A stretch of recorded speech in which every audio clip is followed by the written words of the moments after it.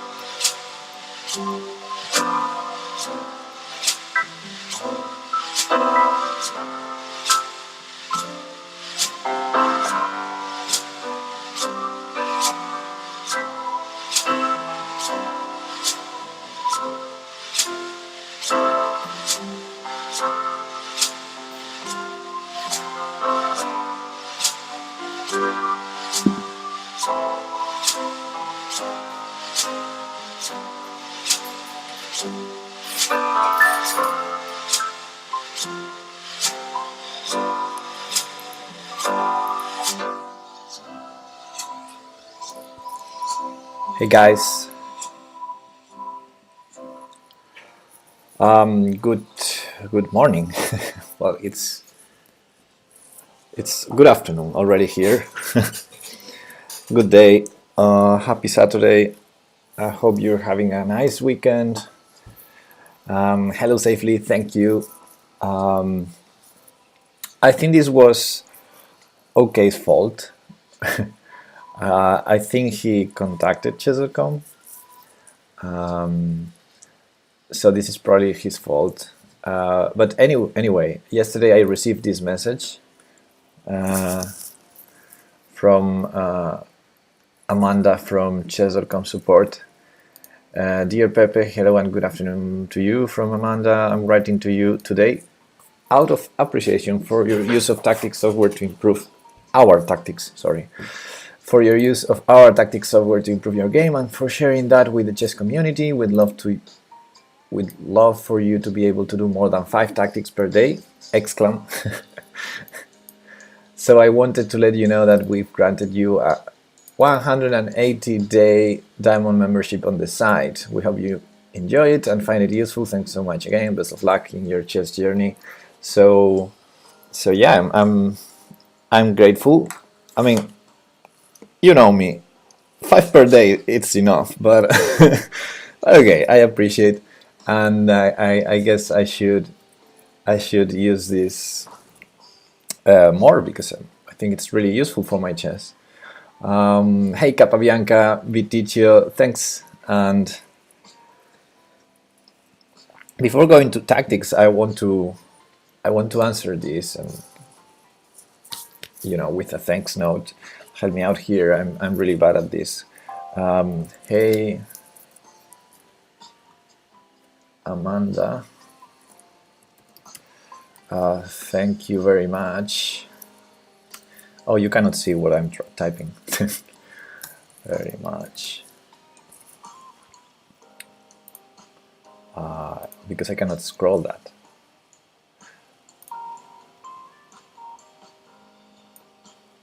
I'm gonna play with my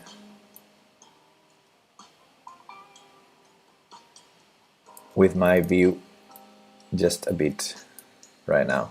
Ask her for no. Come on, Capabianca.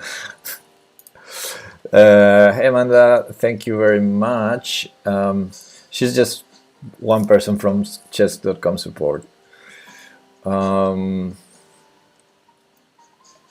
I would like to address the whole team, but I guess I should address her because it's my conversation with her. Hey Amanda, thank you very much. I appreciate the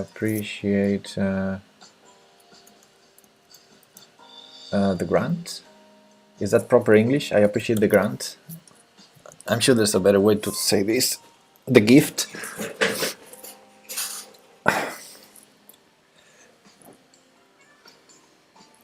The gesture. The gift is okay. I appreciate the offer, but nah, just kidding. I appreciate the gift. And I'm sure it will help me even. No, it will help my chess journey even more.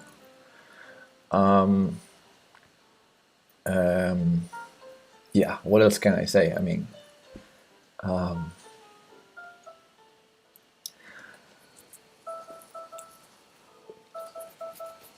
yeah. The other thing that comes to my mind, I should not say it, which is I'm never gonna be a chess.com streamer. Because I think they ask for some kind of exclusivity, and I'm never gonna give up on Lichess. So thank you very much. I appreciate the gift, and I'm sure it will help my chess journey even more. Yeah, I probably don't have anything else to add to this, so thank you again. And you will never let down Lichess.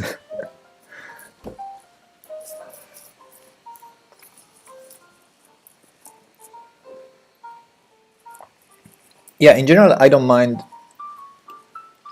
If I have to be honest with you, from all the websites, I prefer to stream on Lichess for a number of reasons.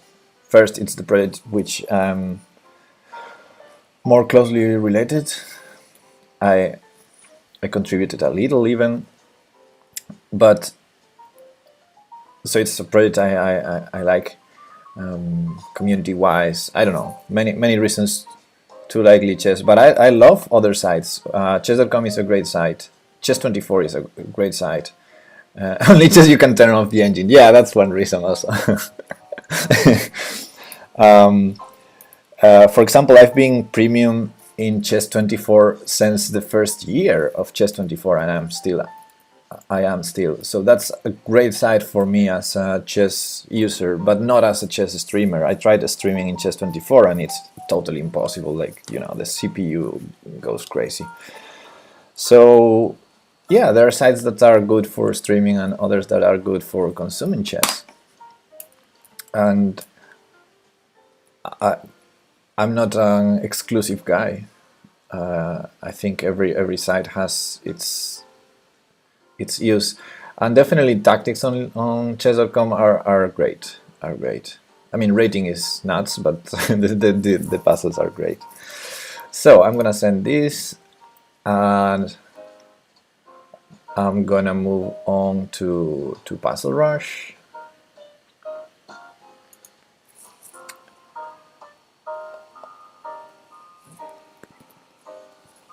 Do one Puzzle Rush to warm up, and then move to tactics on our way.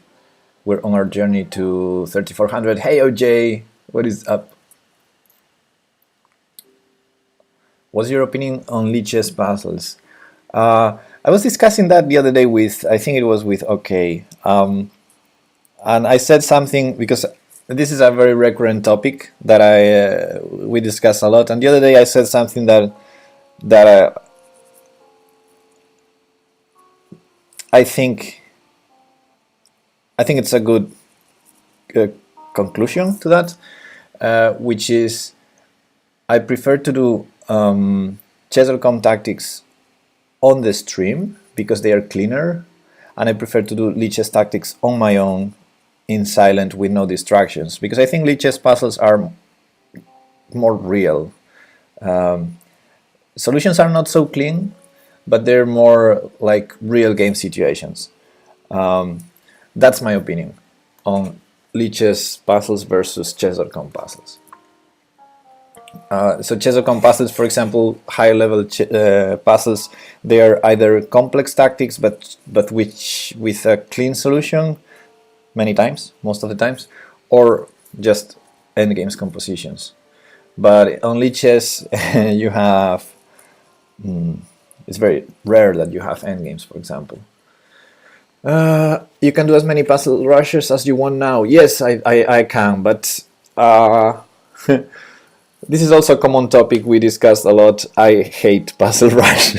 I mean, I don't like the format. Like, to improve my chess tactics. I mean, I like it for the fun, but to improve my tactics skills, I prefer to do just regular tactics when you can spend more time, because I need more time to improve my skills. While puzzle rush, I see it right. I think doing puzzles in a rush, it's okay when you're either doing simple patterns or exercising your memory maybe. but yeah, increased difficulty of the puzzles make it I don't know, not enjoyable, at least for me, and I think also not very good for practicing or improving. Okay, I'm trying to fix the layout now. Give me a second, if you don't mind.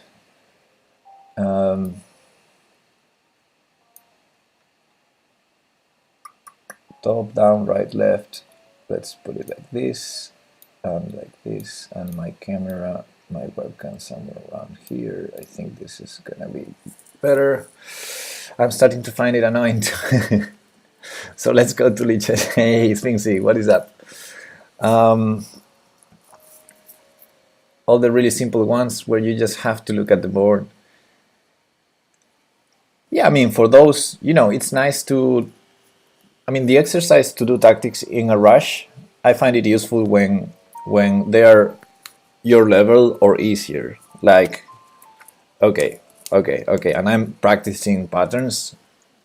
I always say there's nothing wrong with practicing different formats of things. I think chess is so complex that any exercise you do is gonna improve your chess. But when the puzzles get harder and harder, and it's harder than your real level, and you get a puzzle that you would need maybe 2 minutes to solve, and you have seconds. I mean, I guess for Nakamura it's a good exercise, but for me, it's just guess the move. Then it gets harder, and you don't have time to think. Exactly. OJ, is your student? No, but he's a great supporter. Only the same as any other viewer. Not just the same. He's a great supporter. You can be my student if you want.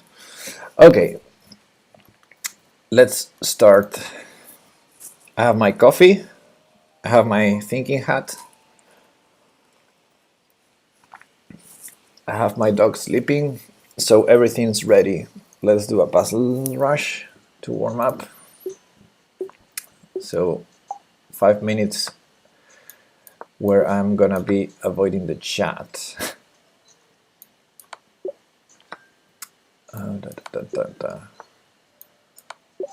Yeah, thinking hat. I'll try to avoid the chat. I'll try to avoid reading the chat. Let's see if I can do 30. 30 would be a good number.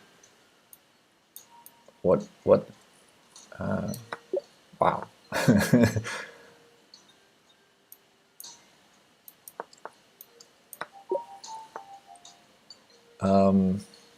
I'm white, right?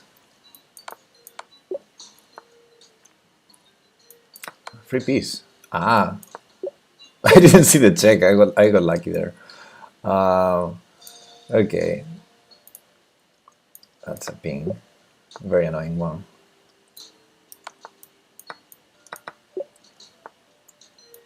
That has to be a checkmate or something.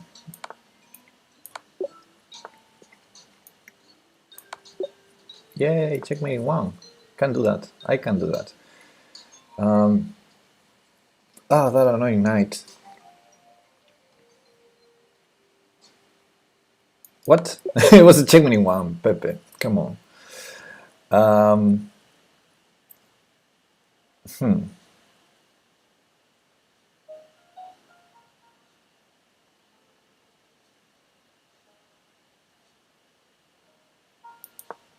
Simple chess.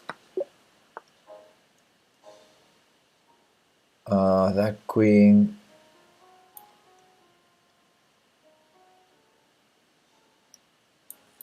Something better?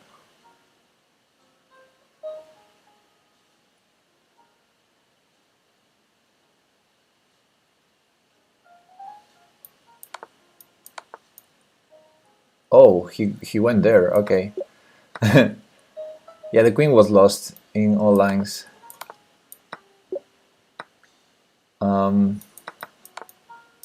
Some puzzles are, the difficulty is not entirely increasing, if you ask me. Is that a free piece? There's the check. Rook takes d6.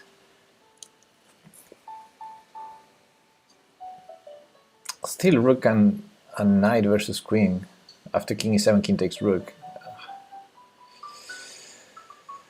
Must be something better.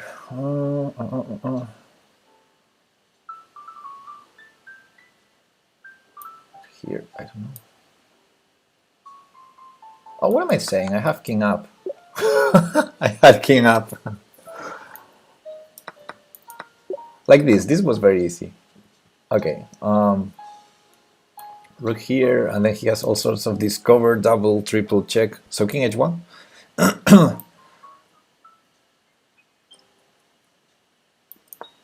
Nah, yeah, it couldn't be the solution to a tactical puzzle. Oh, there was a smother mate there. Oh, I missed it. I missed a smother mate. No, I'm the worst. Oh, I had queen g8. At least I saw this Anastasia mate. That's the Anastasia one, right? Okay, what's going on here? f3? Yeah. He just takes with the queen.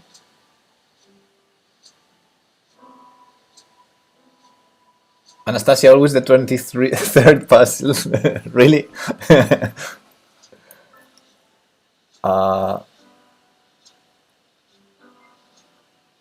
e4 followed by f3.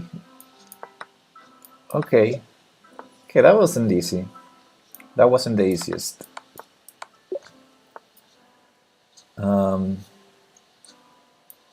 Here. Check.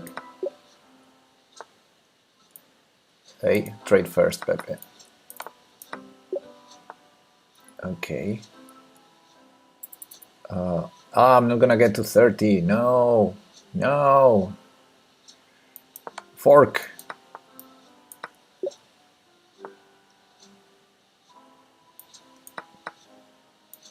Check.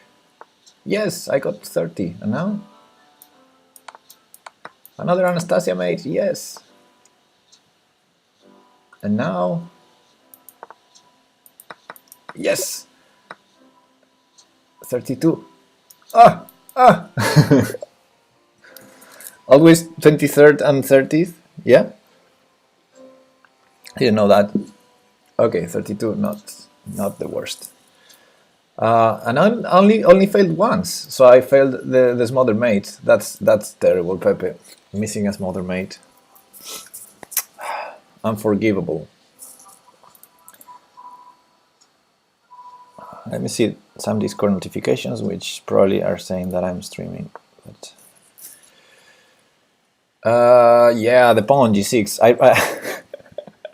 I didn't remember there was a pawn on g6. Oh, look at this. My laptop battery is about to my laptop is about to die, so let me find the charger. 1 second. There you go. Okay, we're safe now. What is Anastasia made? I think is this one. Let me show you. 23rd. 23rd. How can I count now? 7 per row. Okay, so this one. No, that is the 22. No, this is the 23rd, yes.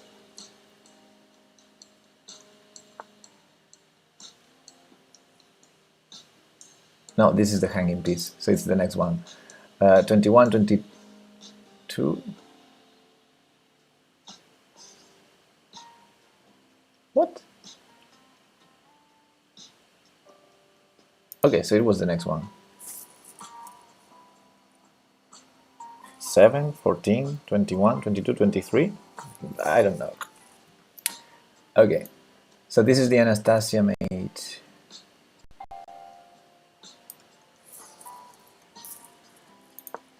When you have a king in the oh, I cannot draw anything. So when you have a king in the rook corner and a knight here controlling the knight square, and you know, in this case the squares g1 and g3, then you can sack the queen and mate with a rook, provided you have queen pointing to h2 and rook pointing to the h file. This is known as the Anastasia mate. It's a typical pattern, and we had it twice in this session. We had it here and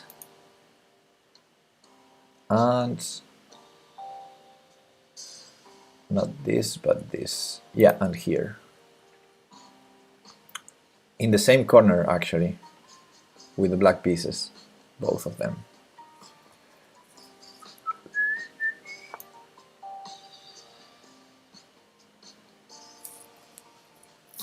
Here. Yeah, now that the queen is controlling f2, we do the check on e2 with the knight, so the king is forced to the corner, and we have the same pattern. Sack the queen and mate with the rook. That's the Anastasia mate. I think this is the Anastasia mate, right? I always confuse Anastasia with Damiano, but I think Damiano is the one where you have the g pawn on g3 and you sack the rook and then enter with the queen all the way to h2. I think that's the Damiano checkmate. Mitsui, hey, thanks for the follow. Okay, guys,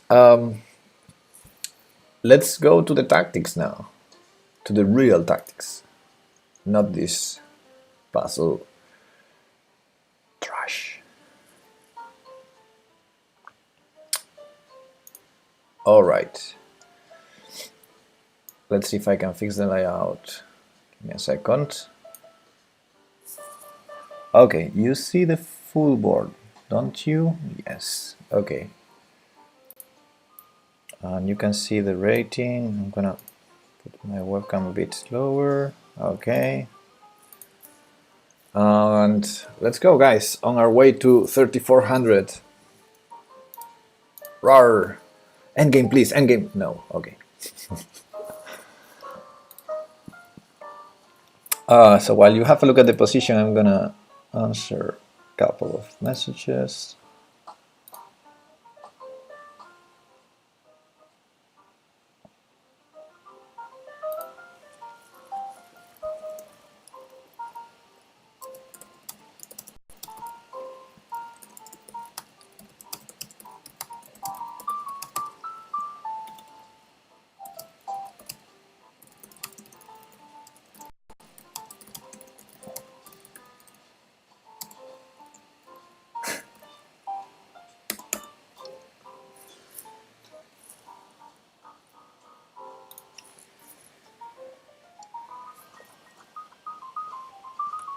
All right, and I'm focused now.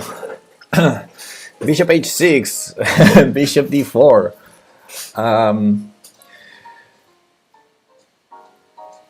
Yeah, if bishop h6, there's bishop b2, or even queen b2. I can see that. Although there's rook c3 in response to that, so you have to think. You have to consider it. Bishop h6, bishop b2, rook c3.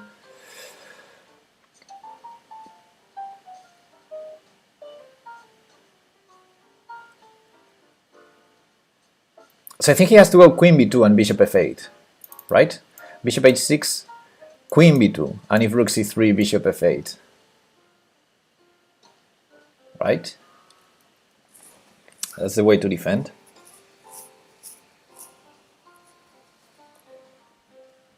Wow, this looks very dangerous for black. And bishop d4, I guess the problem could be just rook takes, and yeah, he sacks the exchange, then he regains the exchange next move. So we're a pawn up in the starting position. Okay, bishop h6 is really tempting. It's forcing. It looks forcing because there's only one. I think if bishop b2, rook c3, we're checkmating. Bishop takes, queen takes, f6, queen takes f6, rook c7. Maybe we're not checkmating. So both bishop b2 and queen b2 look like decent ways to defend. It would be nice if the queen was not defending the bishop on e6 to make these lines work.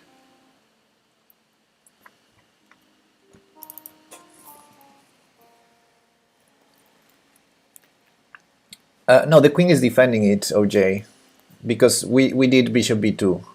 Yeah, if queen b2, yes. If queen b2, yes. But if queen b2, he doesn't go, it's a different line.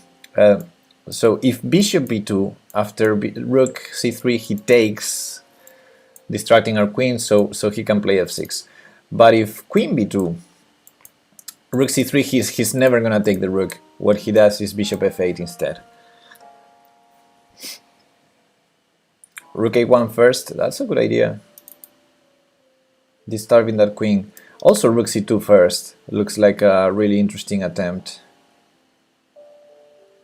Except it's stupid because he can actually take it. Bishop d7.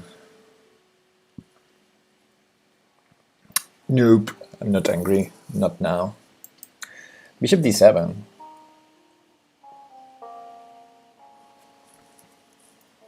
So it's funny, I don't know if some of you were here yesterday, I think Safely was an OJ, when I got really angry with the chess.com puzzle, and at the end of the stream I explained it again. So it's funny that the last thing I did on the stream, you were there in the recap in the end, yeah. It's funny because that's the last thing I streamed on tactics on chess.com, and next thing that happened is they gave me the diamond. So okay, I think it's the only time I got angry with a chess.com puzzle. You're just replacing my daily tactics sessions at this point. Am I? Okay. So bishop h6 looks like a very forcing idea, but both bishop b2 and queen b2 look like a defense, but very close to lose. So I'm gonna keep calculating bishop h6. I think I like it. For example, hey Jacqui, is rook b5 an improvement? Rook b5? I thought we might have some rook h5 ideas at some point to open the g file, or you know, sack on h7.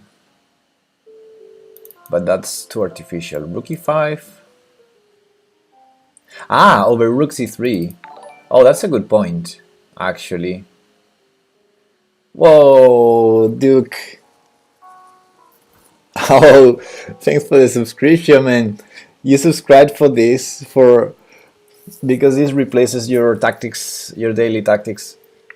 Thank you very much. And by the way, I don't know if you know, but all subscribers have access to the perks.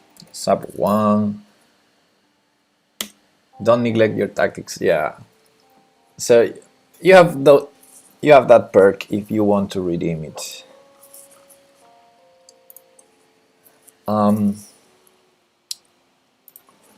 One second, I want to answer a message.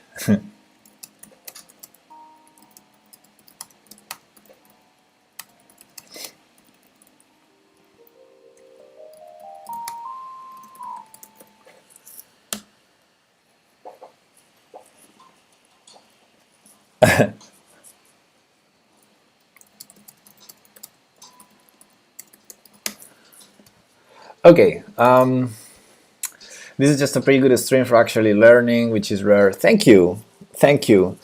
Yeah, this is what I was trying to explain about chess.com puzzles. Their solutions are a bit cleaner, so I think they're good for discussing with the viewers about the ideas, about how to think, how to solve the puzzle, how to find the forcing moves, etc. Then I try to do the end games every week as well. Yeah, we're all here to learn, right? So anyway, besides rook c3, we also have rook e5. I don't know how's that an improvement. Slow down. Hey, Bazinga.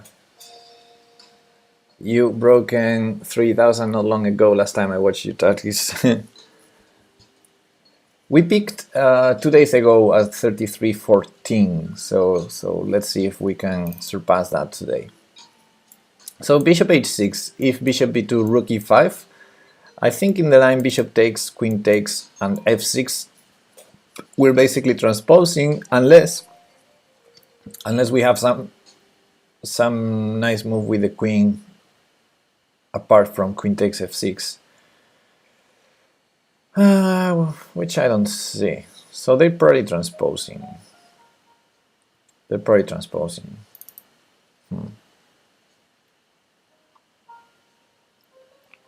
And if queen b2,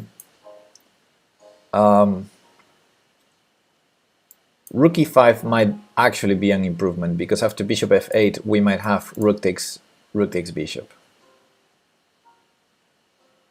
And if queen takes queen, that's not an improvement. We're equal material. After queen takes queen, rook takes queen, bishop takes h6. Yeah, so it's not an improvement. What about rook a1? Yeah, someone suggested rook a1 as well. I believe queen b3, the queen still protecting b2. But yeah, sacrificing for the bishop. Oh yeah, that's clearly a good idea. So we only need to be careful with some rook d1 ideas by black, right?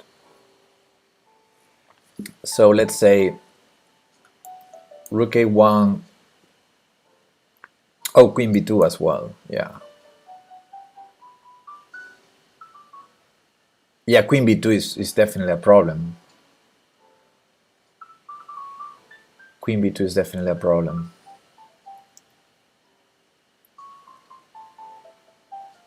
Huh. Yep. Yeah.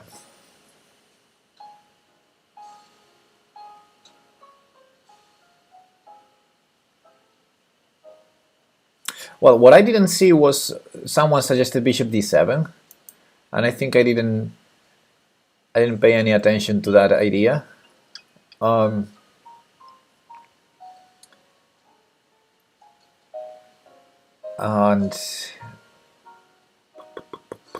I guess bishop takes d7.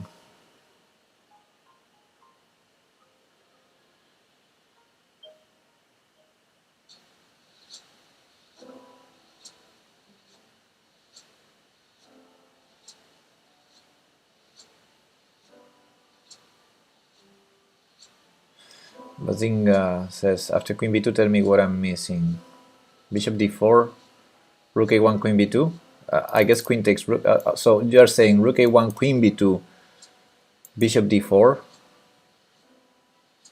I don't know. Anything takes on d4, I guess. Queen takes or rook takes. Rook takes probably, to keep all the threats. I said bishop d7, bishop takes d7, bishop d7, bishop takes d7, bishop d4. Ah, yeah. Yeah, actually that's cool. That's cool.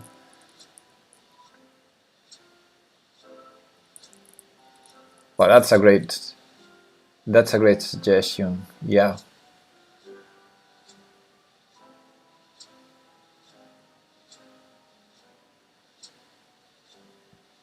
Bishop takes c5 though.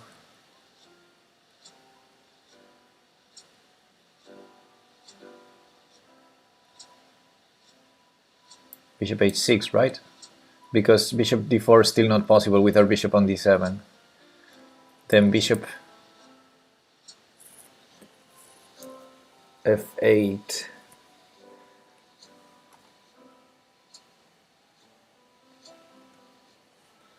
I don't see anything here. We take bishop, no? Can't be taken. d8 hanging. No, d8 is not hanging. What? After bishop, OJ, after bishop d7, bishop takes c5? Ah, we take on c5, you mean that bishop. I thought bishop e6. I thought you were saying bishop e6. Bishop takes c5.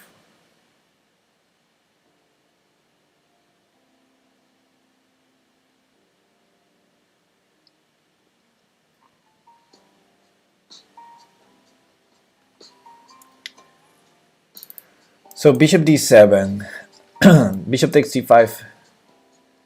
We can take on c5 or c8. Well, if we take on c8, we're not threatening anything, so probably just bishop a3. Bishop takes e3.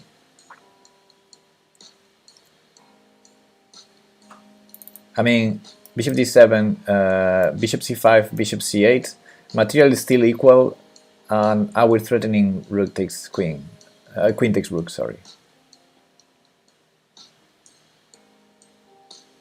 Yeah, that's right.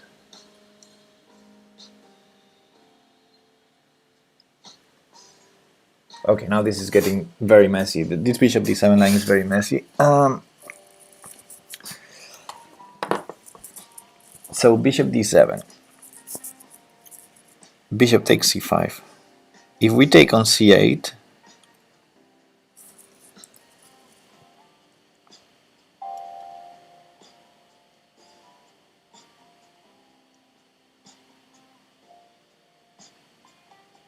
he takes back on c8, right? Rook takes c8.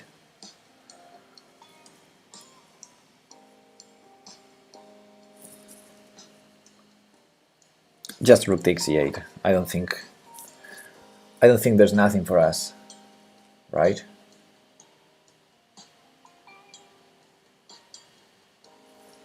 He still has the bishop on c5. So if bishop d7, bishop takes c5, I think we need to take on c5.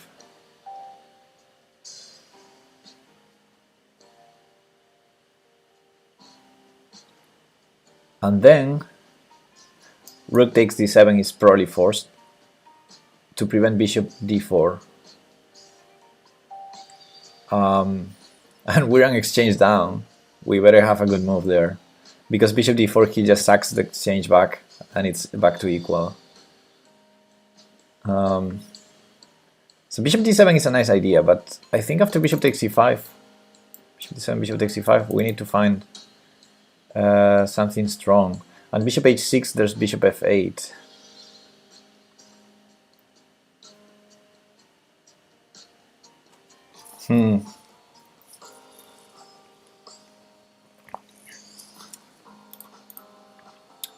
Looks like black has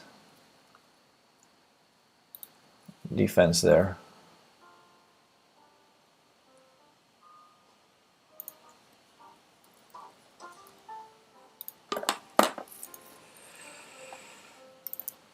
All right.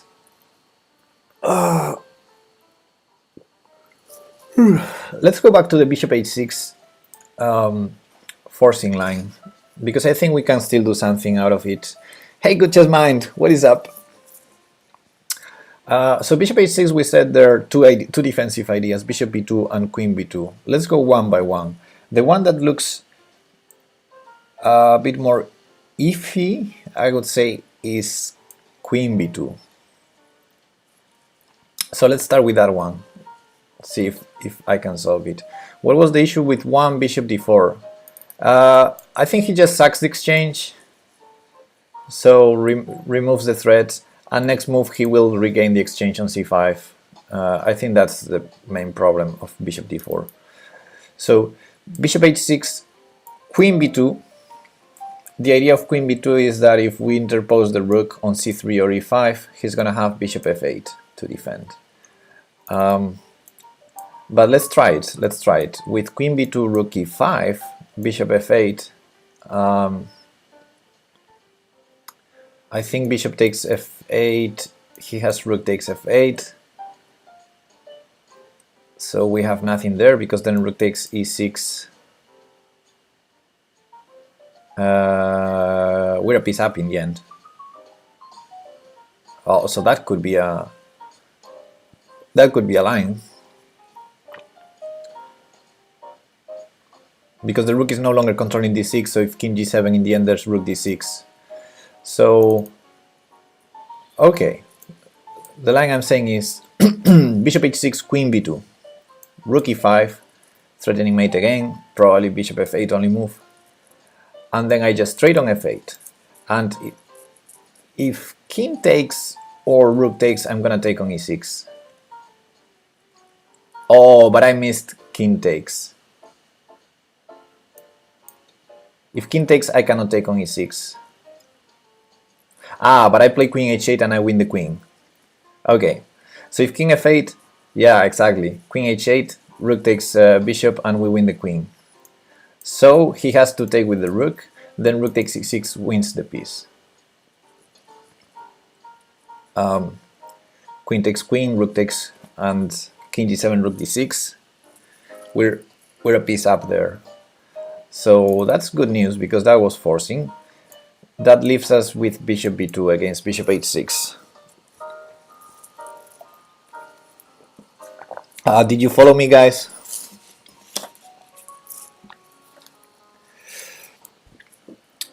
Okay, against bishop b2,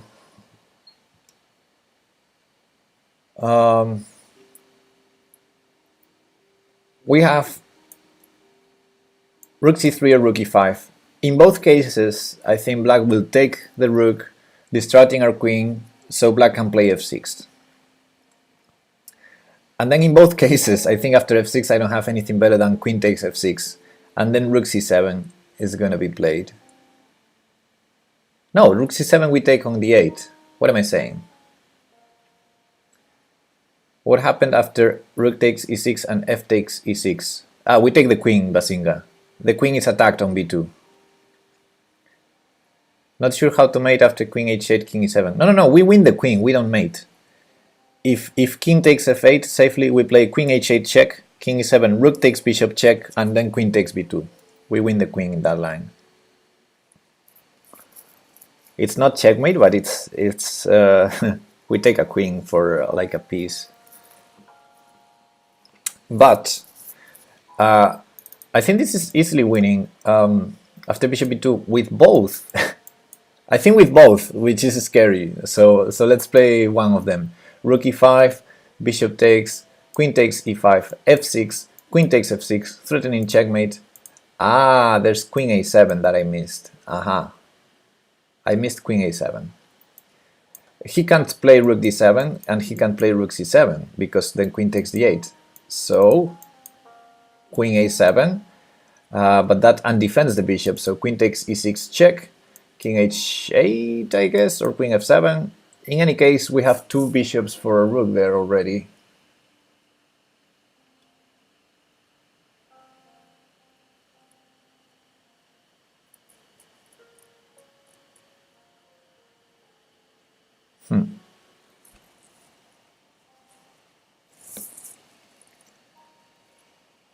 I think queen a7 hangs the bishop, but I think it's forced. I think it's the best attempt for black. I'm trying to decide. After queen takes e6, there must be queen f7. Can't you just take on e6 after you take on f6? Yes, yes, yes, I take. I'm trying to decide whether that's winning. We have two bishops and a pawn for the rook. Rook c2 isn't that winning? No, rook c2 he just takes it. If I play rook c2 he can take it. I think it's not a good distraction because he still has access to b2. After bishop h6, bishop b2 or stuff like that. Okay, so let's go back to that position. Bishop h6, bishop b2, rook c3 or rook e5. Takes. f6 takes. Queen a7, queen takes e6 check. If queen f7,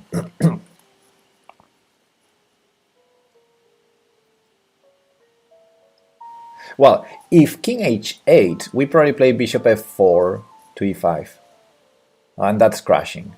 So I think queen f7 is forced. Queen f7.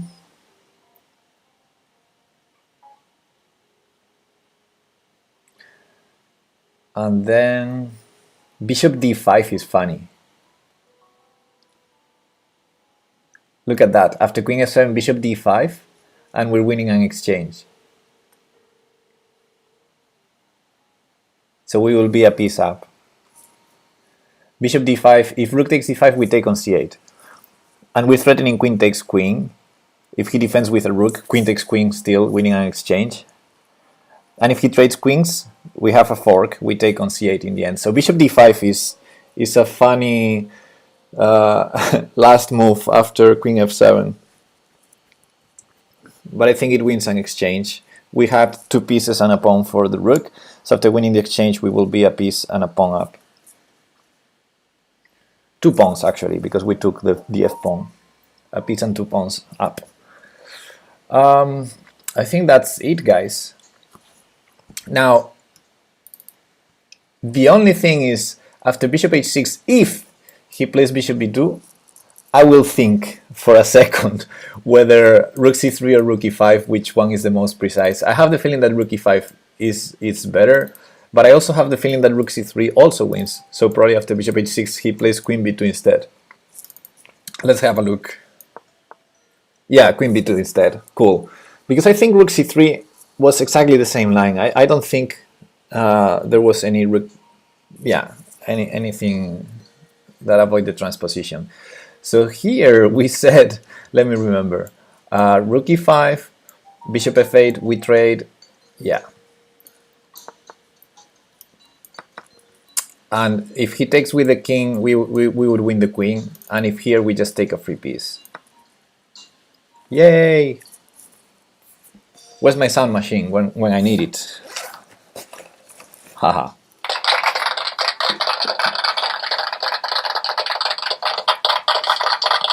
Can you quickly check why bishop d5 first move didn't work? Bishop d5.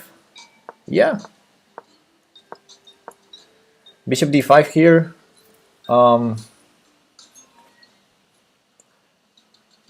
Rook takes d5 maybe.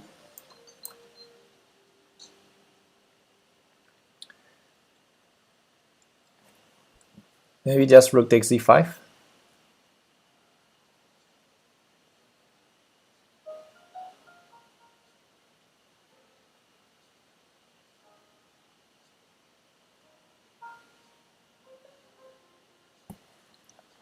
Yeah, but okay, rook takes d5 and bishop d4 is your idea. But he has bishop f8 in the end. So yeah, if we move this rook, he has the bishop f8 defense. So bishop d5, rook takes d5, rook takes d5, and let's say queen takes. If bishop d4, bishop f8. Oh, queen h8. Oh, sorry.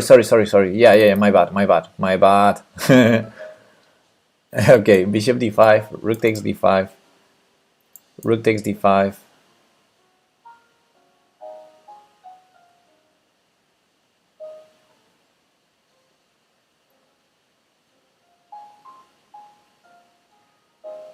Huh.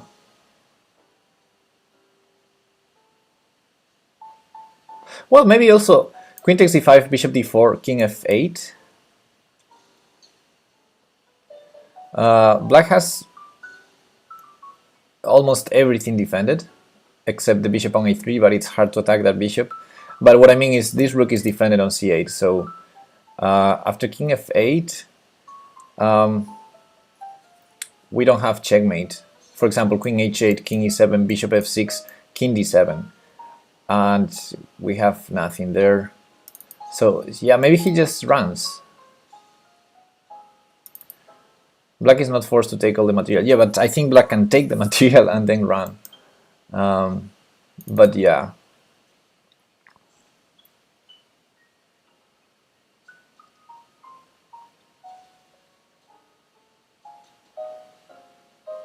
Yeah, and also after bishop d5, of course, he can try bishop b2, maybe. I mean, it looks like bishop d5 is trying to annoy some pieces,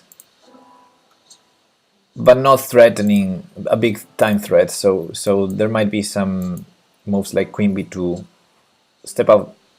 Okay, queen b2, maybe bishop d4 is good.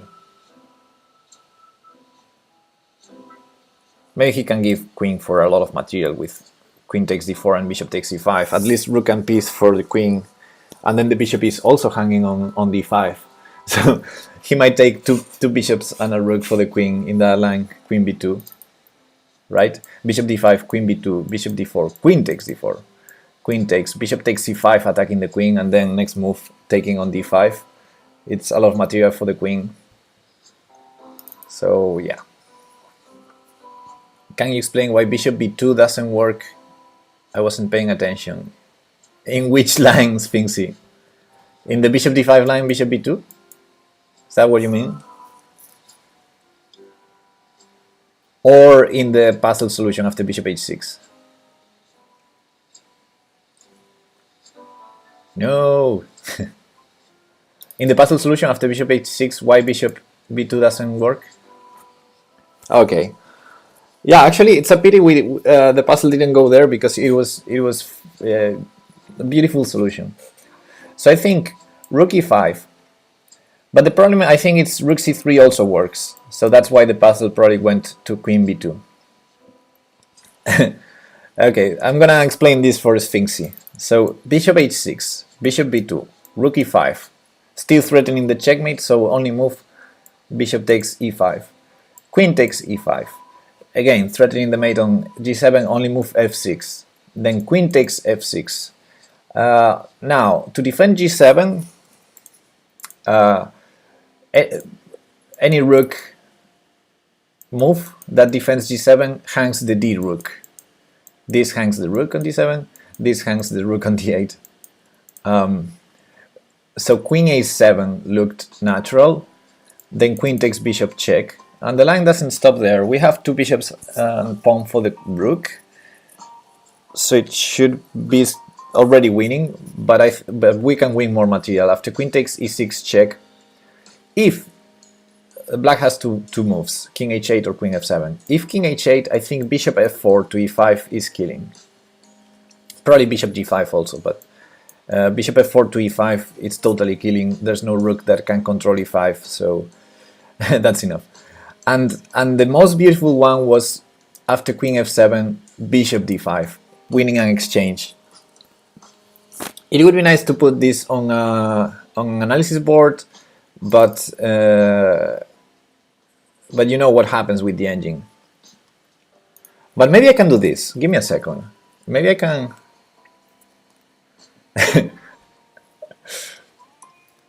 As I said, I don't want any exclusivity with Chess.com, so maybe I can put a board editor here.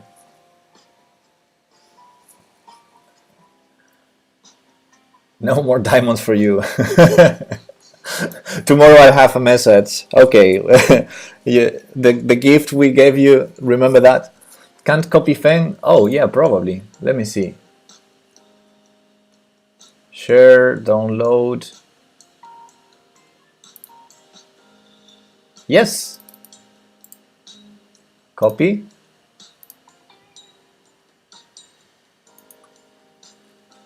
And now from Feng,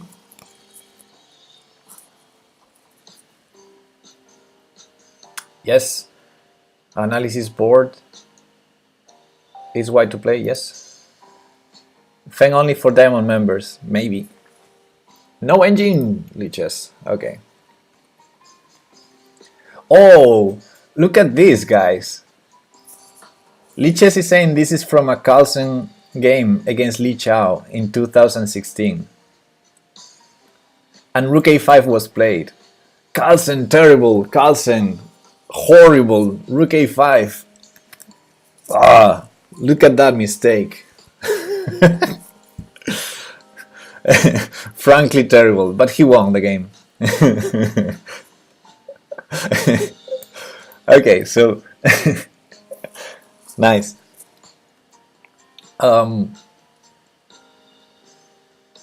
His opponent frankly terrible. Maybe Rook A5 is also winning. We're basically better than Carlsen. Yeah, exactly, safely. That's what we can learn from this one. Let's see the bishop b2 line. This, threatening mate. So he has to take, again the mate. He has to play this, again the mate. Now if rook here, queen takes d8. If rook here, I think just bishop takes. And we're renewing the threat, and now it's unstoppable. So queen a7 is the only move that makes sense. Then queen takes e6 check. If king here, this is killing.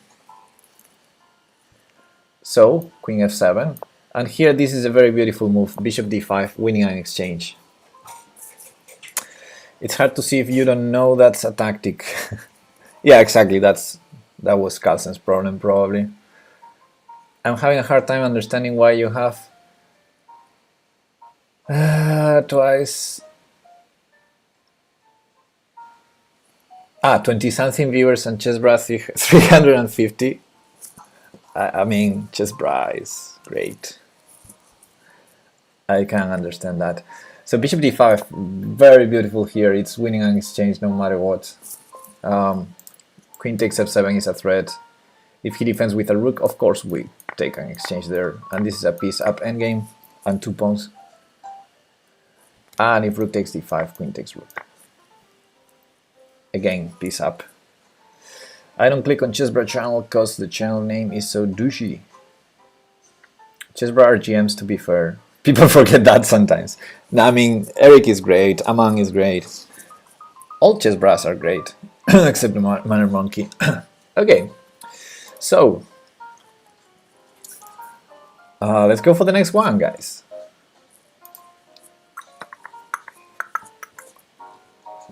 Alright, look at that terrible king there. Look at this gorgeous pawn. If only this knight wasn't attacked. This might be hanging. So queen here, queen here, queen here. Many moves that attack that rook, but the rook has a check to save it. You love Manor Monkey. Ugh. Okay, we also have this check, which will force the king to e7 or f7. I'm not sure what we achieve with that. We also have this way to win the queen, but we need to count the material there. Giving up knight and rook for the queen, probably not good enough.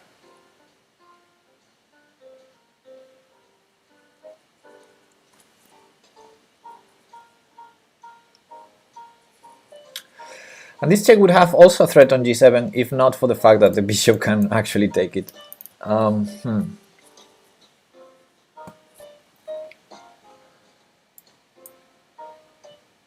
Knight e7 is really tempting. I think I will calculate that first, because then I have rook f1 or e1 to continue with the initiative. Unless I find another idea, rook takes bishop could be a way to prepare knight h7. I don't know. Probably not. Queen d5 is a move. We're a piece down already, so gotta be careful with that. But queen d5 is a move. No, it's not. Maybe it's not. Rook check. If king there, queen f6 check could be annoying. complicated. And I don't want to go to a3, do I? Rook check, king a3. Yeah. So yeah, maybe queen d5 is a move. But first I will consider knight h7. Knight h7 looks promising to me. It also prevents queen f6. So let's calculate knight h7 first. If king e7, okay, let's start with the obvious. King takes pawn. Rook f1 check. No good way to block the check without giving a lot of material. I guess he has to go to g8 after the check.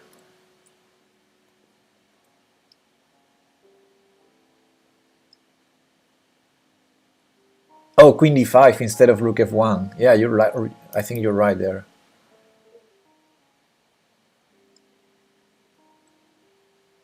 Be careful. I mean, after bishop e6, rook f1, king e7, there's no rook e2. Rook e2, queen takes queen, I think. But yeah, queen d5 is nice. Preventing king g8 for a move. Queen d5, bishop e6. Maybe just queen f3 and take the queen after bishop e6. Queen f3 check, king g8, rook takes queen. And after rook takes, we can save the knight with knight f6 check at least.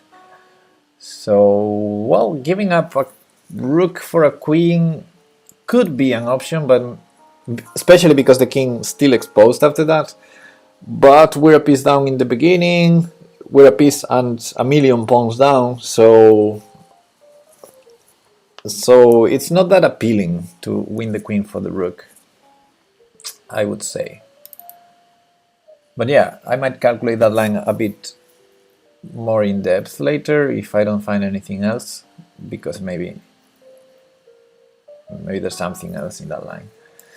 But knight h7, king takes f7. What if rook f1 check? I'm assuming he has to go to g8.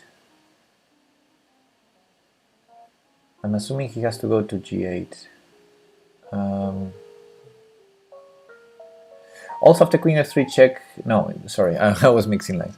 I thought that black had something in the other line, but no. Okay, so knight h7 check, rook f1 check. If he goes to the e file, we should have checkmate. I mean, for example, if king e6, that's the easy. Queen d5 check, queen f7 is checkmate.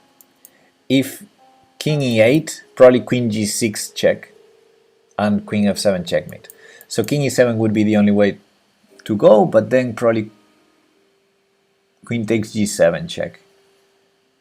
Yeah, that's going to be checkmate. So I think king g8 is forced.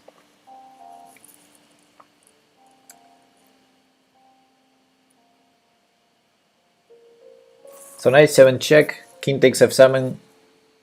I mean, king e7 is possible, but we probably transpose, or maybe not. We could promote in that case. That would be queen 4 knight. Yeah, we could probably promote after king e7. So king takes f7, rook f1 check, king g8. What can we do there? Rook f8 is a move.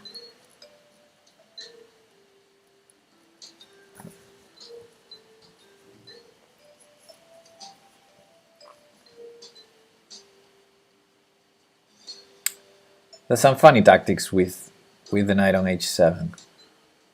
There's always funny tactics.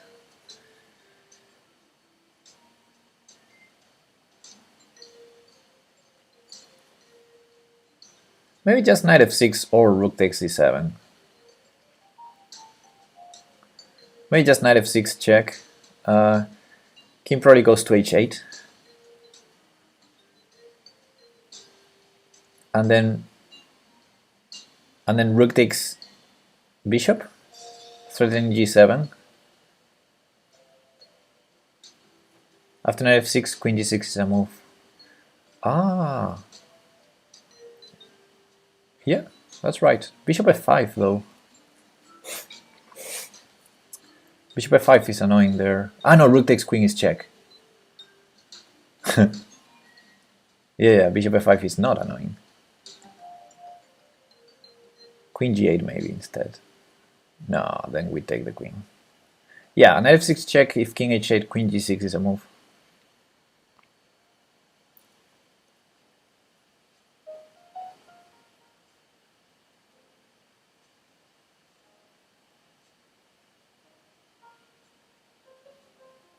But only because he has no perpetual. Do you usually think that deep when playing chess? Well, if I'm playing classical chess, like, you know, having a lot of time, yes. I mean, only in tactical positions, of course. I think it's, yeah, there are studies. It's demonstrated that most GMs calculate 2 or 3 moves ahead during most of their moves in a game. And that's what I try to do as well. Like, okay, I play normally, positionally, looking for something, and then in some positions you smell there's something, then you calculate deep.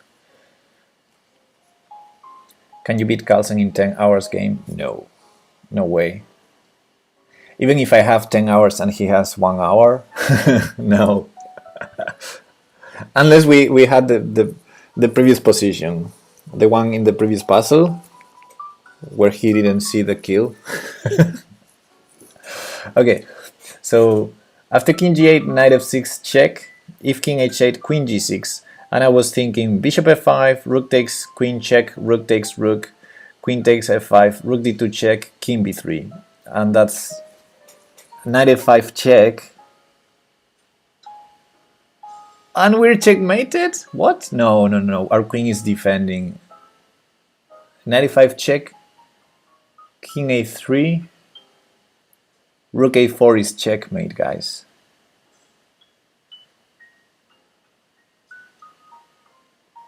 Ooh.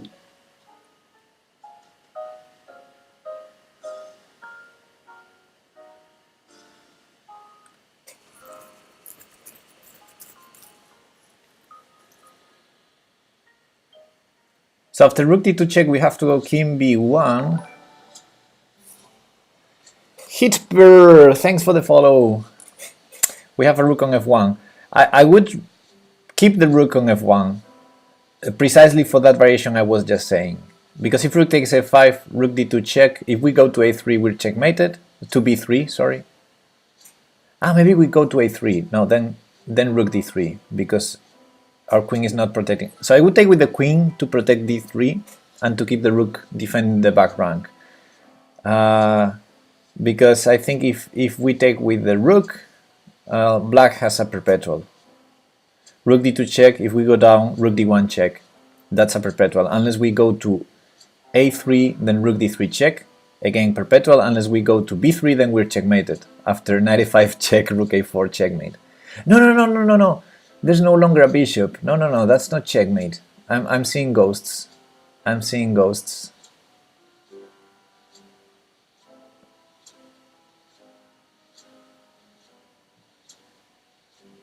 But still rook d3 check. If we took with the rook on f5, after king a3 there's rook d3 check. So that would be a perpetual without the bishop. But if we take with the queen, I think there's no perpetual. So I think that's probably a key move. Maybe that variation is not the one in the puzzle, but yeah, after bishop f5, we trade on d8 and we take with the queen on f5, I think.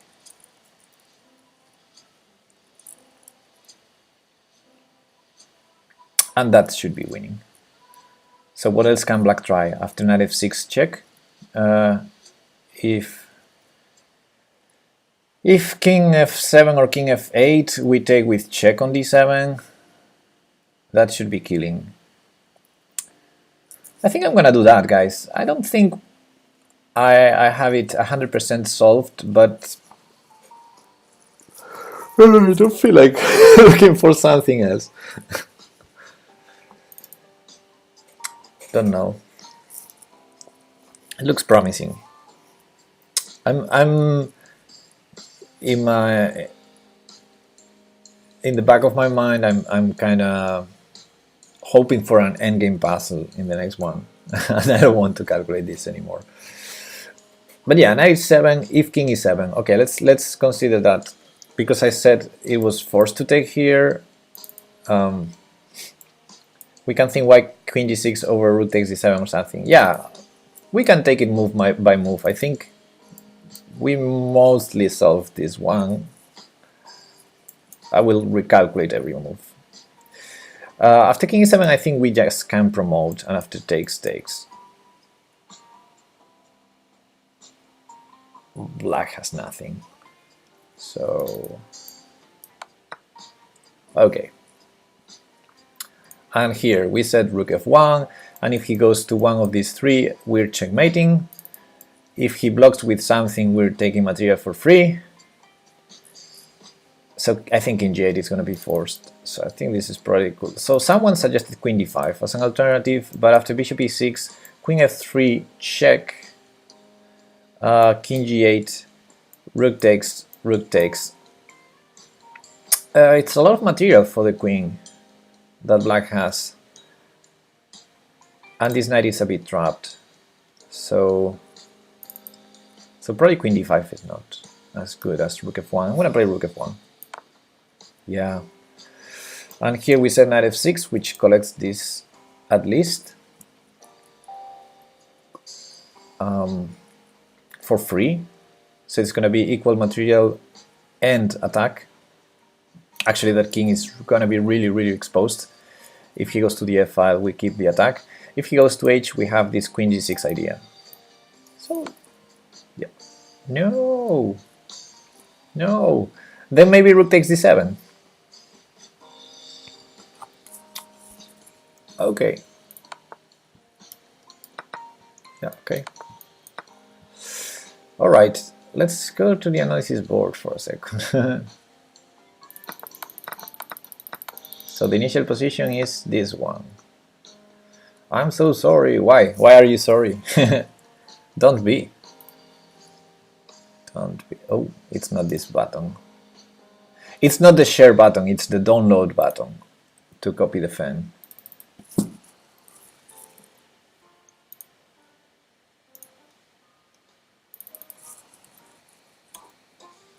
RIP 3300. Ah, we're there. We're almost there. We're in 3299, right? I corrupted you with filthy knight f6, queen g6. Nah, I don't think so.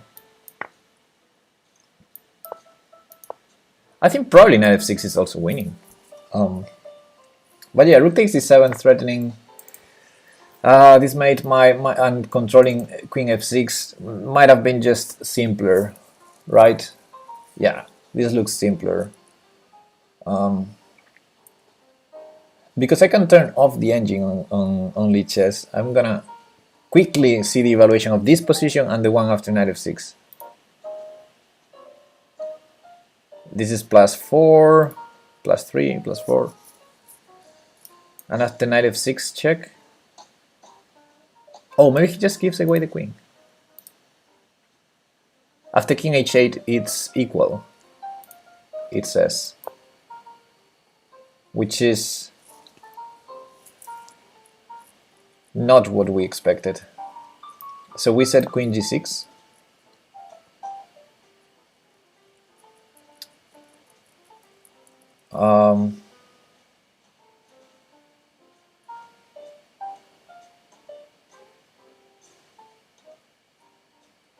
How's this equaled? Rook b4 first?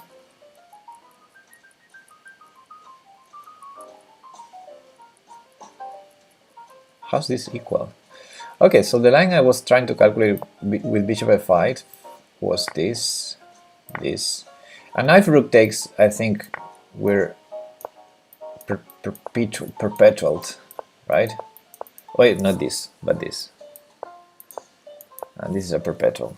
So, but after queen takes, Turn that engine again for yeah, okay, after queen g6. Yeah, okay, let's turn it again and see the solution. Queen takes f6 or rook b4 followed by queen takes f6. So queen takes f6 is the idea. Check. Rook takes. And 95 or rook b4, but not g takes f.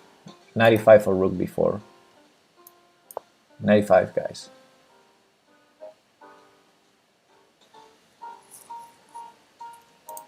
Now that's funny. 95 is such a joke for our queen.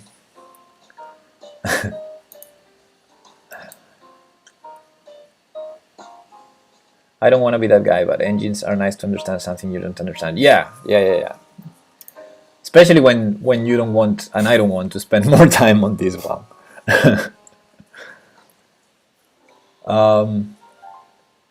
95 is a funny move. Huh. So queen h5 I would play probably. But yeah, the queen has not a lot of squares. And all of them stop defending f6, but one of them is attacking h6, so that's the one I would probably play. The engine says queen h5, g takes f, and queen takes h6. Yeah. Oops. So yeah, the engine says this, and this is gonna be a draw because probably white needs to keep checking somehow. This puzzle is pretty simple if you stop your calculation with rook takes d7, knight f6. Yeah. I mean, yeah, here we should have calculated rook takes.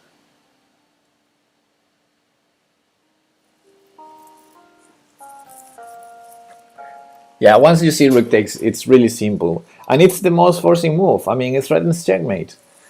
It takes a piece and threatens checkmate. We should have looked at this. We should have looked at this move. Yeah.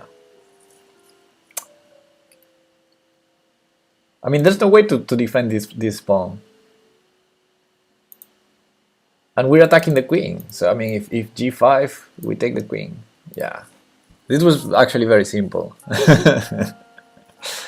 Yeah. Okay, never mind. Shit happens. We were distracted by a temptation. That happens. But yeah, as Spanish GM Jesus de la Villa says, the only way to fight temptations is to consider all of your opponent's alternatives. Okay, next puzzle. No more endgames, but look at that king, man. Okay, our king is not great either, so we probably need to keep the initiative with checks. So queen check here is my first idea. This looks disgusting, I need a beer. We have knight d6 check as well, we have d5 check as well. I mean, if this was Crazy House, we would be winning on the spot, but we don't have a lot of pieces to attack. So moving the knight, giving away some squares for the king is not so bad, given that we have an extra knight that we could incorporate in that case. So knight d6 is tempting. Queen e1 is tempting.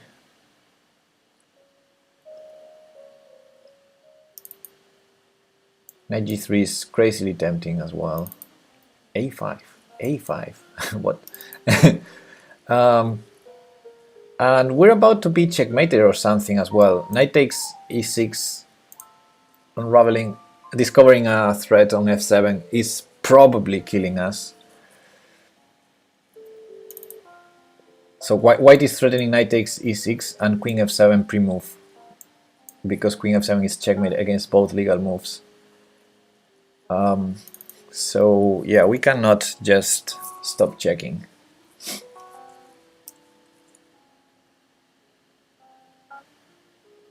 Which one to start with? King f4. How am I gonna meet this with e5?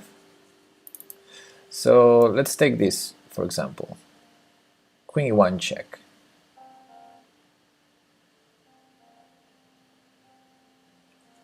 If bishop e2, I take it. If king f4, I take on f2. Queen a4, there's only one move. Oh, I didn't see this check. But there are two moves, right? King f3 and d4. But your point is that d4 loses immediately? Good point. But it doesn't lose immediately.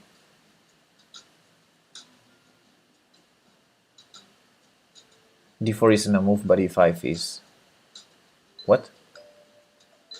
But e5 loses immediately. You mean d4. And I don't see how it loses immediately.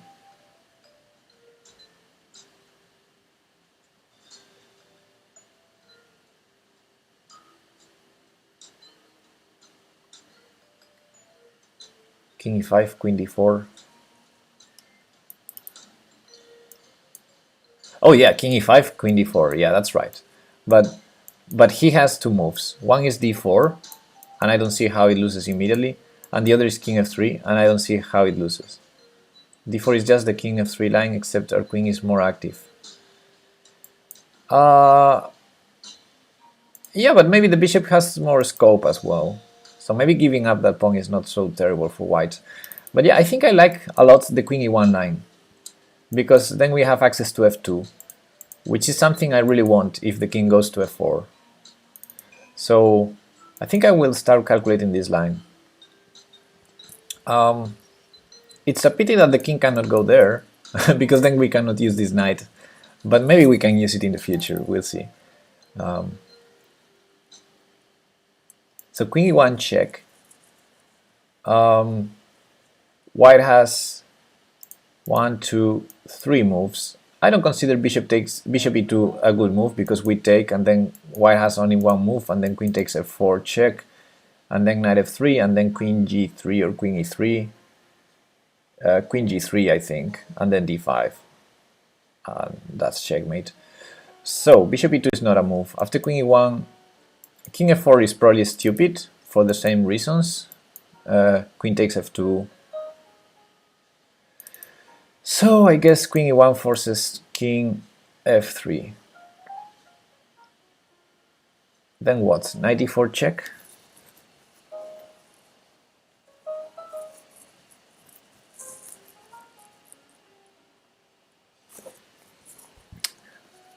Knight e4 check, king g3, queen e5 check.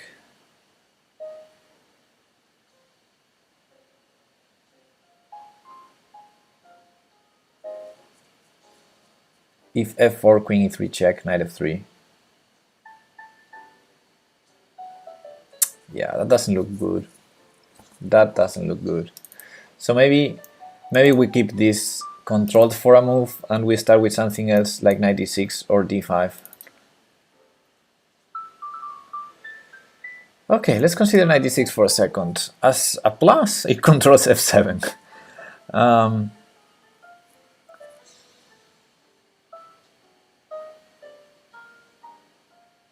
So if he goes to d4 or e3, we can bring the other knight. So he probably wants to go immediately to f4.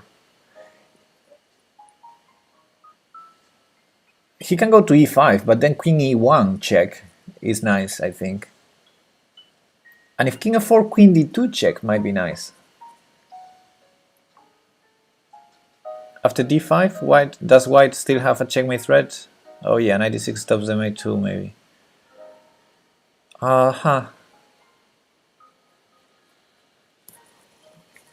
Okay, let's see. Knight d6 check. I think he has to go to f4.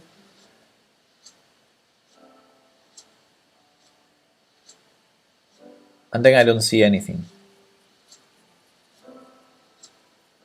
because queen d2 check, king f3. Yeah.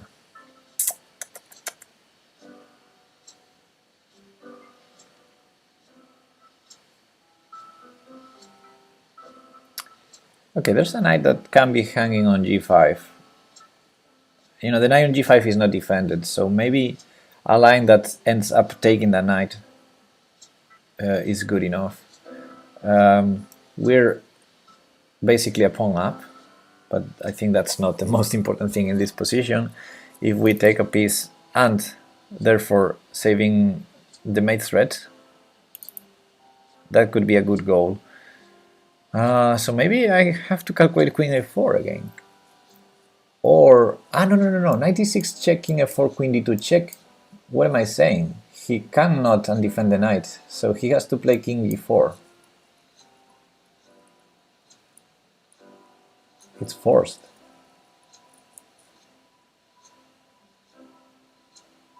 And then it's a pity we don't have a trick.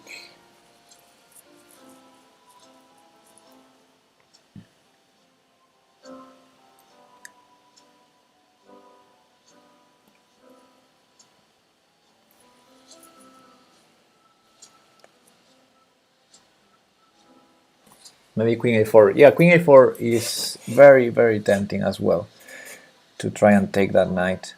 Then queen d1, then we repeat Sphinxy. No. We're a pawn up. I don't believe this is a drawing puzzle. I mean, I have queen b4 check. I just don't see how that wins. Then do your plan. Yeah, queen b4 check. I don't know. King h5. No. E5 check. Oh. 96 check, king f4, e5 check. How about that?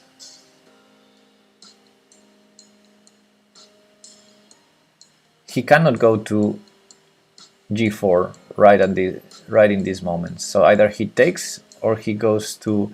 If he goes to e3, he loses the knight. If he goes to g3, so he can go to g3 or take the pawn on e5.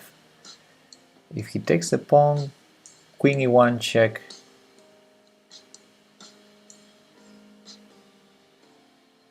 He has 94 moves. This is tough.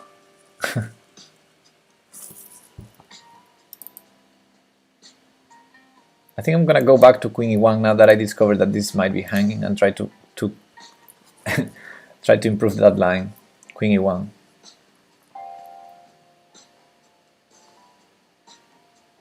He has to go there. 94 check. King g3. Queen e5 check. Threatening the knight. There's f4. Yeah, f4 is annoying. Hey, Bobby. But I might take this knight. Whoa. Actually, taking on g7 is not a bad idea either, right? That was easy. Second puzzle? I think it's the third one. I think it's the third one, but hey, we spent some time replying chess.com message, doing puzzle rush, so don't be like that. Okay, so look at this line: queen 1 check, king f3, 94 check, king g3, queen e5 check wins the knight on g7. So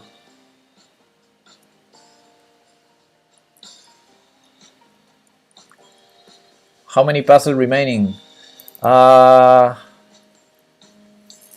As much as we want. We're back to being diamond, Bobby. So queen e1 check. I think king f3 is the only move, because we saw these lines with king on f4 and queen takes f2. I think those are winning. So queen f3, 94 check. If he... Why don't we literally just play knight takes g7? That's a good question as well. But I guess queen h8 check, queen takes g7 is annoying.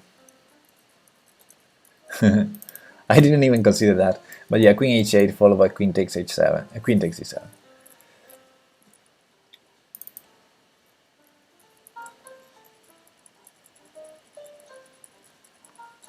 So what was the chess.com message? Oh, I shared it on the Discord as well. I don't know if you are on the Discord. I can show it again on the stream, but Let's first solve this one. So queen e1 check, you're not. Okay. We're up a pawn. No, we lose a knight there, right? Ah, okay, yeah, okay, we don't lose a knight, but queen h8, king e7, queen takes g7 check. Aren't we in danger? If we go down, we're checkmated, so we have to go up. Then there's knight f7 check, or even queen f5. Queen e5 check is probably a draw if white wants, or queen d4. Or maybe it's not a draw. Maybe we can run to c6, but that's iffy, and it's probably a draw anyway. Yeah.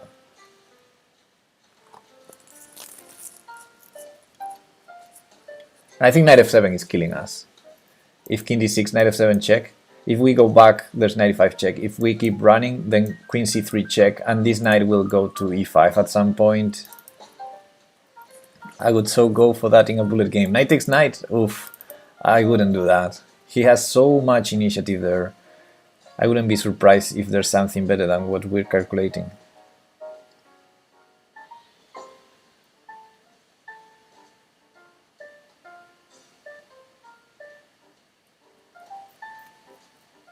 There's knight d8 as well after knight f7 check, knight d8 check.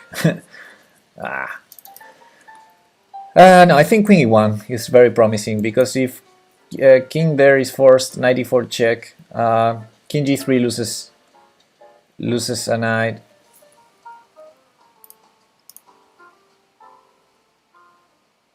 Oh, Bobby, you're on the Discord now. Oh, thanks. So you saw the message already? Okay, I don't have to show it now again. So after king f3, knight e4 check. If king g3, we take with queen e5, we win the knight. If king f4,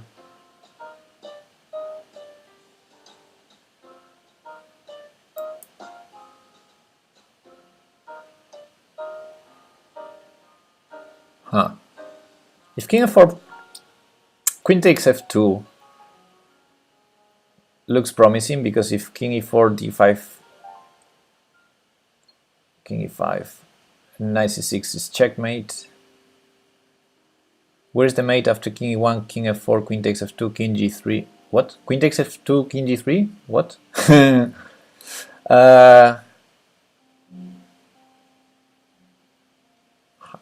Why do we win the knight after king g3 and king g4? Queen e5 and king g4, because we take it. We take the knight on g7, duke. Okay, again.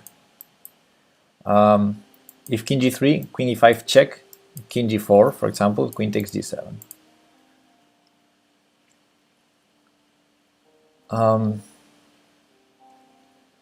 But yeah, he's not gonna play king g3. Queen e1, king f4, how you will continue. Okay, that's what I was calculating. King e1, queen e1 check. Oh, king f4 immediately. No, king f4 loses to queen takes f2, I think. And we have checkmates supported with the knight, I think. King g4. Ah, you want to go for that. King g4 just queen g3 check. King h5, knight takes knight is check. So I would assume that's good. Maybe instead of knight takes knight, we continue with with queen h4, king g6, but that's funny. And then trade queens and knight takes e7. Ah, no, he takes with the knight. You're right. You're right. Haha. But yeah, knight takes d7 check, king g6, and then we trade. No, we cannot trade queens.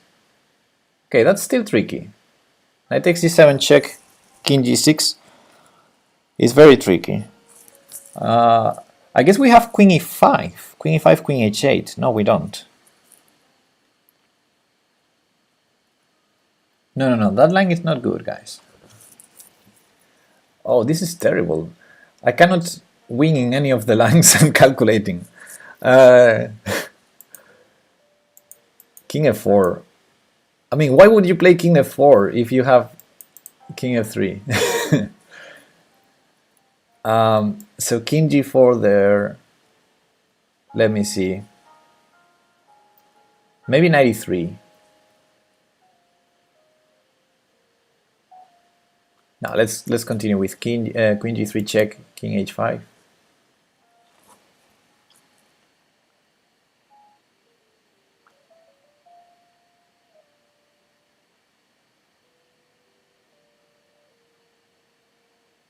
We have queen takes d3. I'm blind. Knight takes d7 check, king g6, queen takes d3 check. Ah no, the bishop is defending. What am I saying?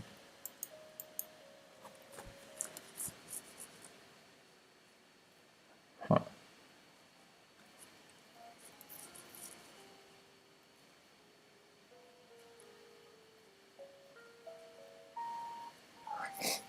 I can exchange, but I cannot take the knight, Bobby, because he takes on h7 with the knight, right?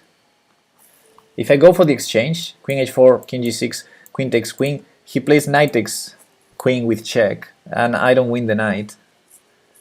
Maybe still winning. We're 2 pawns up, and we have this amazing pawn there, but it would be really hard to assess that that's winning. I would bet on that being winning for black, but it's not so clean. But I don't think I have some. I don't think I see anything better in that line. But why would you play king f4? Oh, man.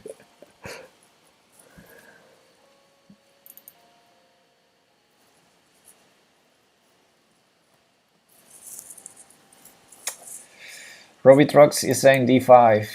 Yeah, I think I need a break, guys. I need to go refresh my head because there's a lot to calculate here, and I think we didn't calculate more than maybe 10% of all the lines we should calculate here. The queen e1 line is totally unsolved yet. The queen a4 line, we almost never explored it. The d5 line, we didn't explore it. The knight d6 line, still a lot left to calculate. So I'm gonna take a break, go to the bathroom. You can keep calculating. If you have this position of the board, you just lose on time. No, I would just go for the queen trade. After 20 minutes calculating, if I don't see anything else, I would go queen e1. Okay, I'll be back in a minute. I need to go to the bathroom.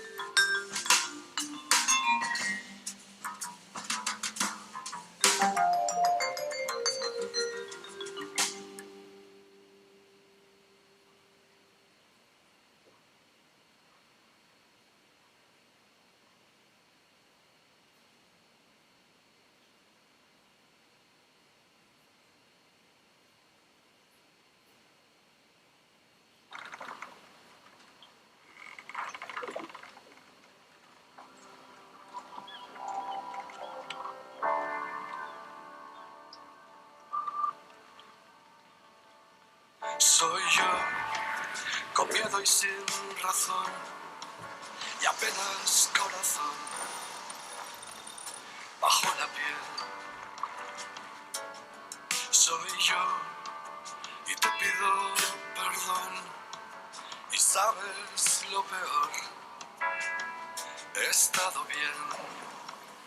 Mientras tú por dentro vas muriendo, te arrojan hierro ardiendo, te ahogas por momentos. Hace un tiempo que me veo y no me entiendo, me escucho y no Okay, brought some water.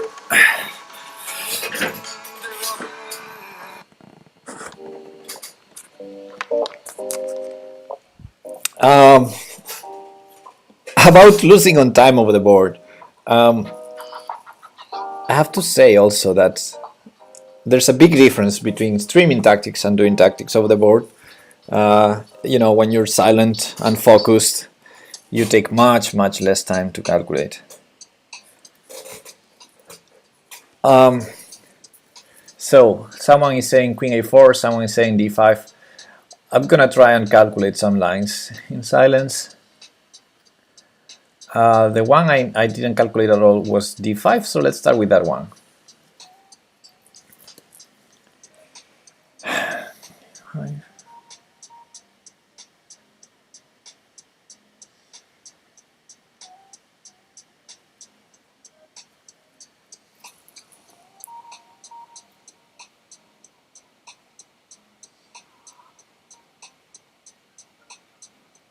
He can go to f6 or not. Okay, so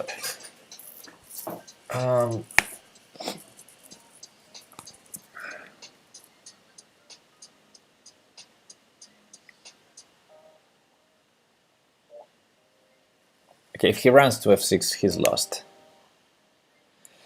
So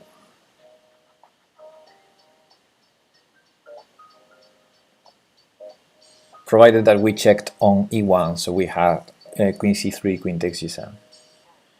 So d5, there. Check, and I'm trying to win the g5 knight again.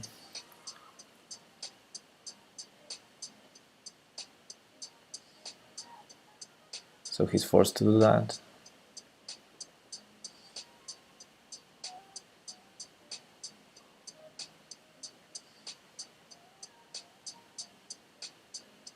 And check. He must go there.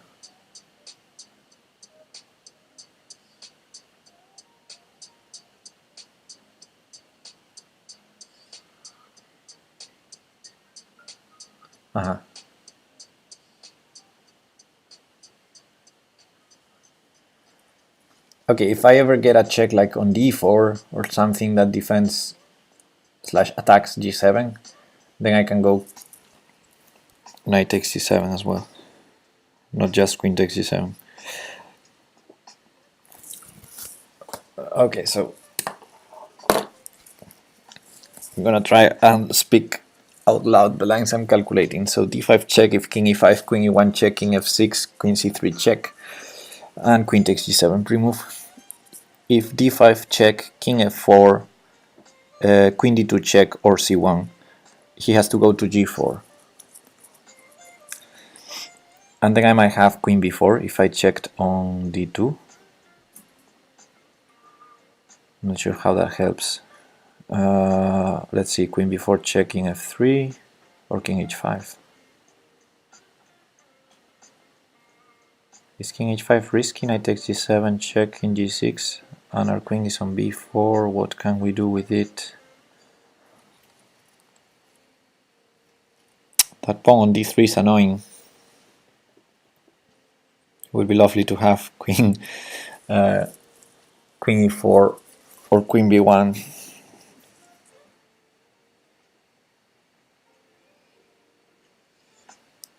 So d5 check, king f4, queen d2 check, king g4.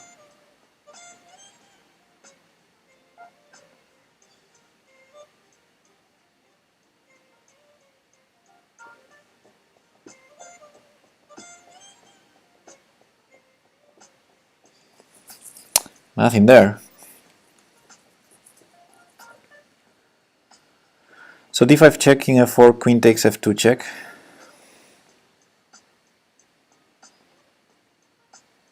King g4. That's very similar to the line we were calculating with queen e1. Why did I say queen takes f2? My queen, where is my queen? My queen starts on d1, Pepe. So after king f4 I don't have queen takes f2.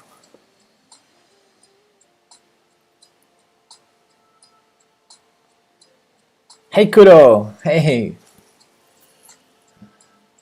What's up?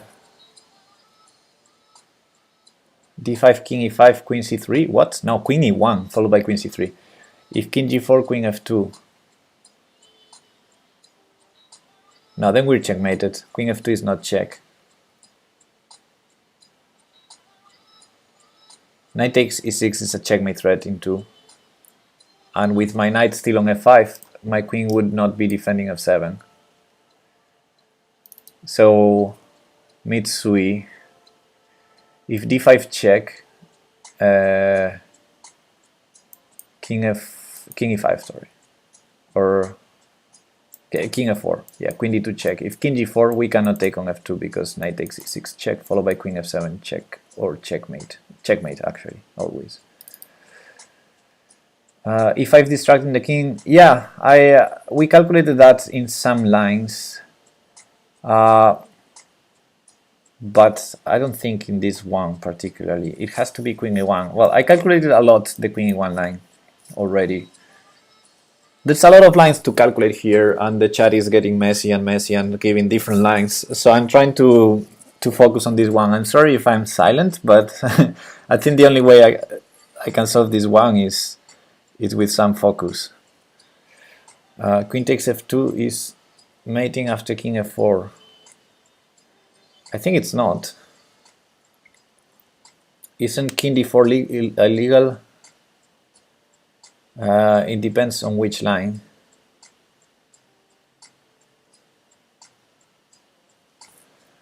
Okay, up. Let's show the line with Queen takes F2 that I thought was mating, and we didn't see how it's mating. It goes with Queen E1 check King F4, which is kind of, I mean, why wouldn't you play King F3? But okay, Queen F4, King F4, King takes F2 check, King G4, Queen G3 check, King H5, and we don't see a checkmate there. If Knight takes G7 check, King G6, it's tough to win. At least we didn't see how. And if Queen H4 check, King G6, Queen takes Queen, he takes with the Knight, saving the other Knight, and we don't know if that's enough to win. We're 2 pawns up. This is a strong pawn, but our king is so terrible. And Mitsui was talking about pawn D5, King F4, pawn E5, King G4. What? Yeah, King G4 is not legal there. But yeah, D5, E5 looks strong. Let me calculate that. So D5 check, if King F4, E5 check, he has to take the pawn. That's forced. So that's good news. Then the bishop cooperates. Yeah, that line looks really promising now.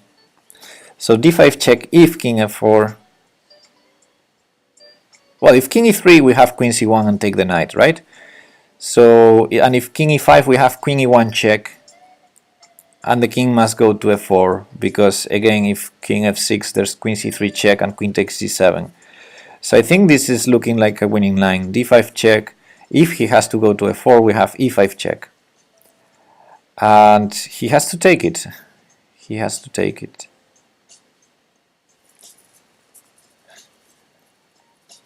As far as I can tell, it's the only legal move. So king takes E5. Now Queen E1 check. Looks strong. Again, if King F6 we have Queen C3 check. And game over. And if King back to F4, which is probably the only other alternative besides playing like knight E4. Well, there's knight E4. Okay, let's consider both. First King F4, King F4, Queen takes F2 check, and if he ever goes to G4, Knight takes G7 is discovered check, that should be crashing. So I think Queen takes F2 looks really like winning there. If Knight F3, just Queen G3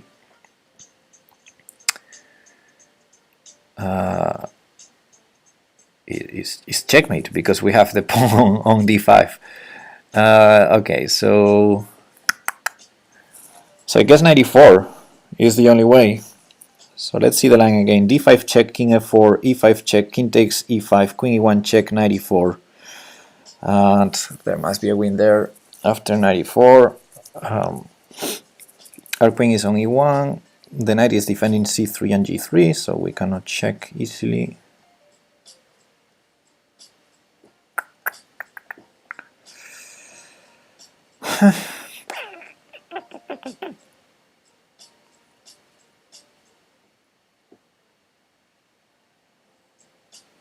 Maybe just knight takes g7, because the other knight is no longer controlling f7, so knight takes g7, if queen h8 we have king f7. Maybe we just take the knight after that, 94, knight takes g7. How about that? So d5, king f4, e5, king takes e5, queen e1 check, 94, knight takes g7. What do you think about that line, guys? Sorry, oof. So much light now.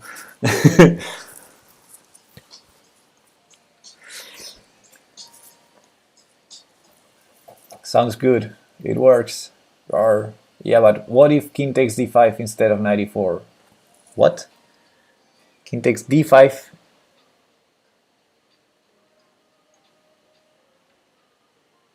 Oh, I missed that. Good point. I missed he could take on d5. No, it's not illegal. After king takes e5, queen e1 check, he can take on d5. It's not illegal. But it should be checkmated. Probably c6 check, forcing the king to c4 or c5. If he goes to c5, I'm assuming queen c3 is going to be checkmate. Or taking a knight on g7 at least. And if king c4, finally our knight on a1 will have a purpose, I think.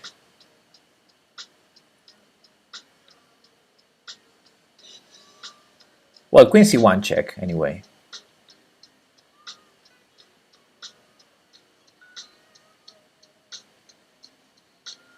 b5 check and queen c3 checkmate.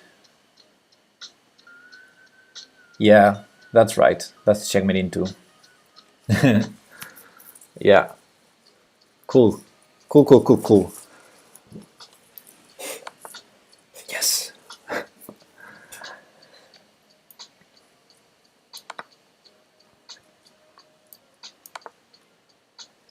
Okay, so he goes for this. I think just knight takes knight should be enough. He only has one check, and then after king f7 he has no more checks. This knight is still pinned. Maybe there are some tricks though. Maybe there are some tricks with bishop e2 to unpin this knight.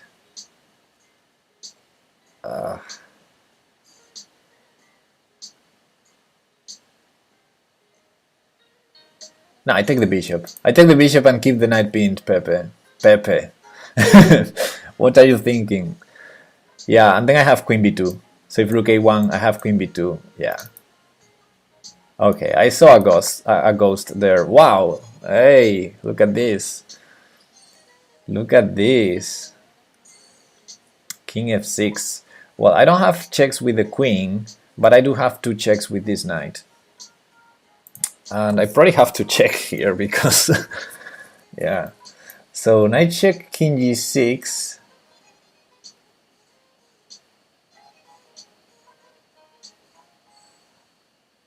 It's getting scary. But knight check, queen takes is also getting scary on f7. Both lines are getting scary on f7.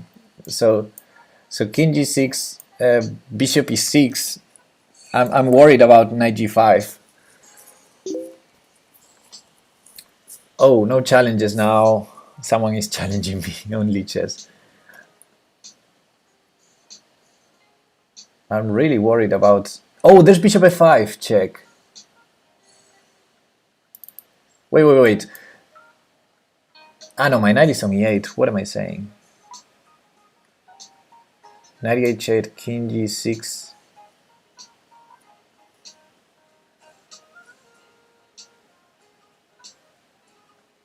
Ah, bishop e6 if knight g5, queen takes f2.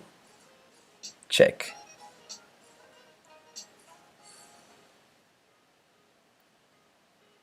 Oh snap! Oh snap! Knight e8 check. King g6, bishop e6. The king is on g6. Yeah, the king is on g6. And I thought queen h8 check is also a problem.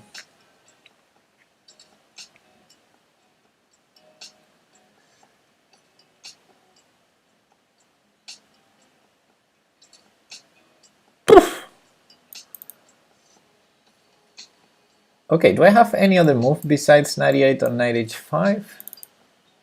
I mean, sacrificing the queen, I don't believe it.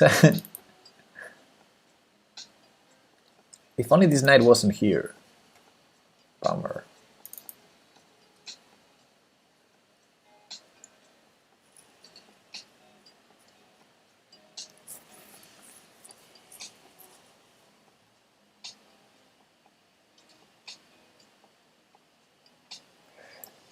Okay, knight h5 doesn't make a lot of sense, right? So I think I have to play knight e8.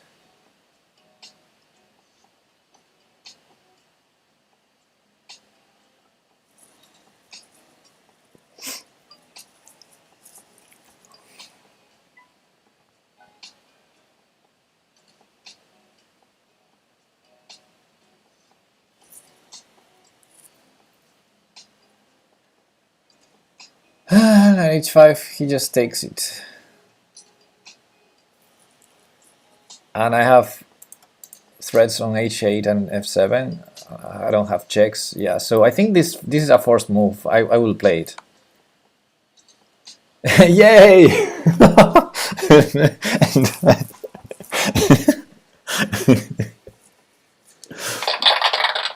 Without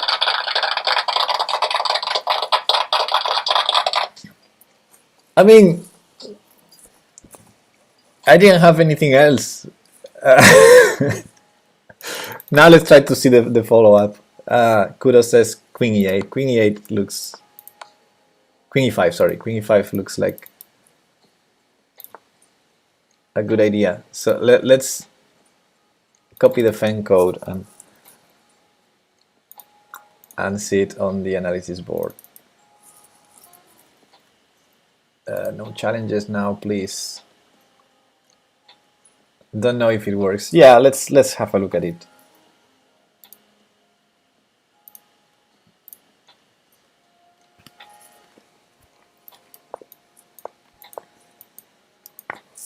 Well, let's show. By the way, let's show the alternatives that White had. Alternative to King f4, there was only King e5. I don't know why. At some point, I calculated King e3. Anyway, check. And King f4, King f6. If King f6, just check and check. Yeah, at least this. Maybe there's something better. And if King f4, I think we can go for these lines. Or e5 immediately. Yeah, this looks strong. King f3 only move. King here is terrible. King here only move. I didn't see this, but Queen f2, is Queen f2 mating? How is this mating, Kudo?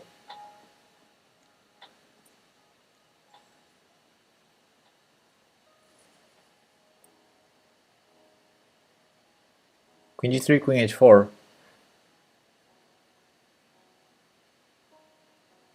How's that mate? 97, King f6. And Queen d4. Ah, you're right. Oh, didn't I have that in the other line? Oh no, because... So didn't I have this in the other line we were calculating for so long?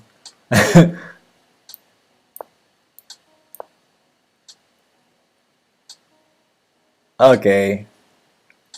Bummer.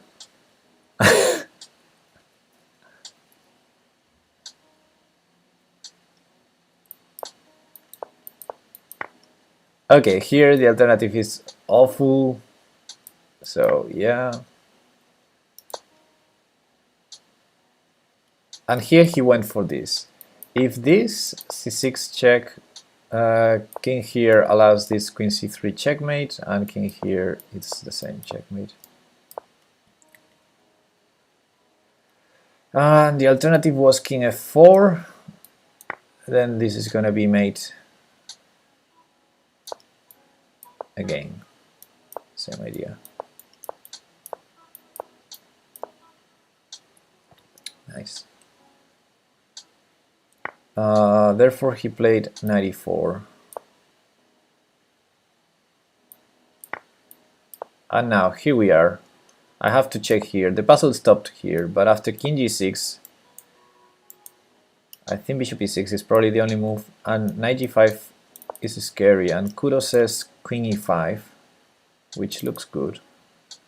I mean, we need to keep this guy defended. We need to keep an eye on f7.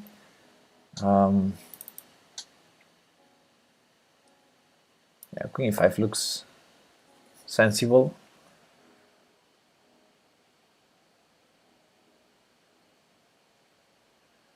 So then why isn't queen e1 first move if we have the knight e7, queen d4 mate there too? Because of king f3, I think.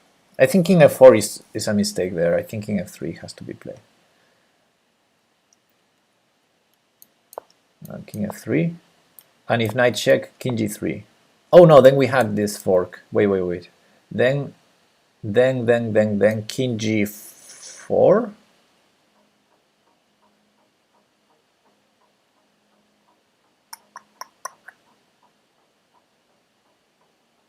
Maybe even king f4, but I think king g4. Now without the knight on f5, and it's never gonna be back to f5, we will not have those checkmate constructions. We need to find something else.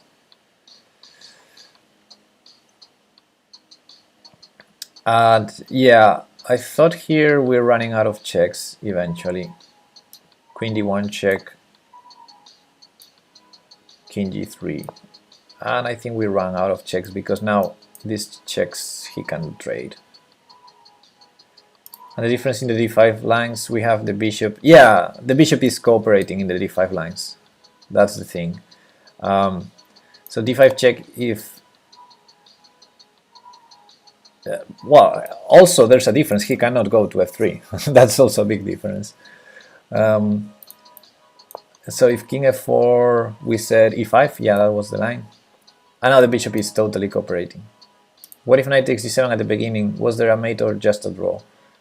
Well, I think we were probably checkmated. I wasn't 100% sure, but check here, check. And I think we need to go to d6. And then I thought knight f7 was annoying because this queen will have checks. And this knight will have check if we go to c6. At Pepe, can you lose some rating points? These puzzles are getting too hard. I lost already some points. I think at least white has a draw here, probably. Maybe we can block some check there after some queen b2 check, but I don't... Let's try that. Let's try to... we can never get there. We can never get there. You know, there's this check. And there's this check. You're really the only streamer where you can solve 3,000 plus puzzles with chat and streamer. But that's not my merit, that's someone else's fault, I gotta tell you.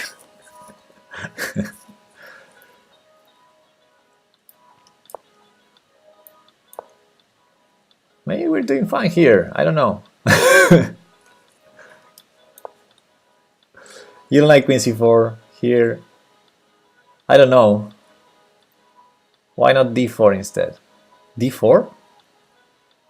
At which point? Not at this point. No, but I mean, this is looking scary. Actually, after this, instead of queen d4, we might go here, check. And then, I don't know, then d4, yeah. So queen c3 is annoying. because if we don't go there, then he has checks forever and ever now, and actually we're lost here, I think. Yeah, this is losing. Look at that. Here we lose the queen, and here there's this beautiful checkmate. Yeah, it's the same on e5, but but but on d8 is more beautiful. So yeah, after queen c3 check, we're busted. And if he goes to c6 immediately, knight d8 check is annoying again. Look at this beautiful checkmate as well. Yeah, checkmate with advantage, exactly. Okay, next one. Give me an endgame, please. Give me an endgame. Okay. Black to move. Skip. Can I... Oh, sorry. Can I skip puzzles here? No. Select mode, settings, get a hint. I cannot skip, I think. I mean, I can go out and come again, and it will give a new... Yeah, I can refresh and give a new... okay, so we have this check that forks this bishop, so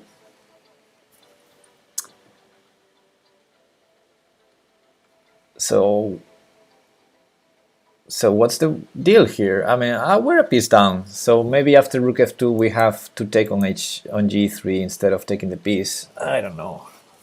To threaten g3, I mean. But queen e3 check seems strong.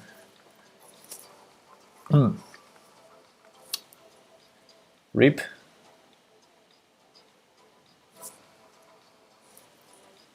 You mean white or the stream, OJ?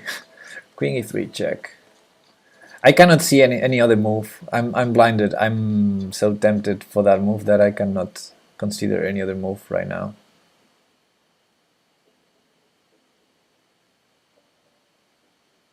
Stream's fine. Okay, perfect. No F. No F. Queen 3 check and take on g4. Yeah, that's what I'm thinking. I mean, I guess the trick is that after rook f2, it's better to take on g4 than taking the free piece. Maybe that's the trick. But I think this check is a no-brainer. Why not taking the pawn first? Okay, so now we have options. Taking the pawn first.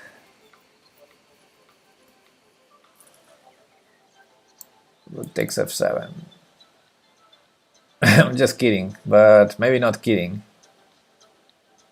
It's a move.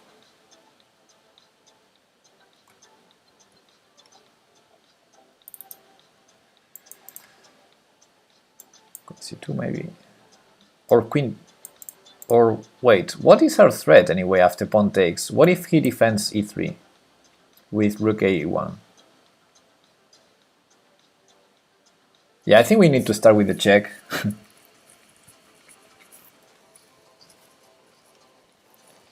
Okay, so now we found something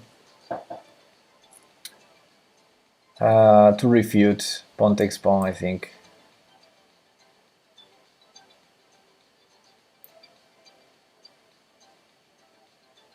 I will start with the check. It's a no-brainer. And I think this is a critical point.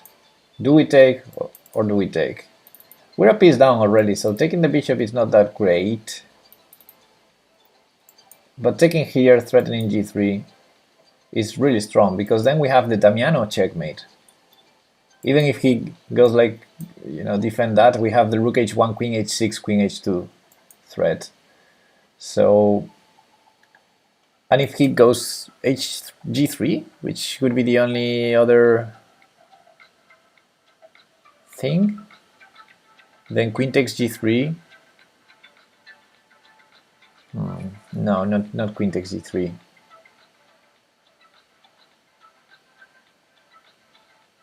Then we take the bishop, and there's a checkmate on h1.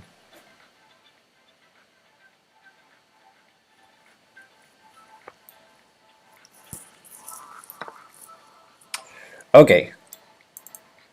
Now this is some news. We don't have time for the forcing checkmate. We need to do something about it. What about b6? What about just b6 now? Winning a tempo, then g3. What will white do? Queen takes s7, threatening checkmate.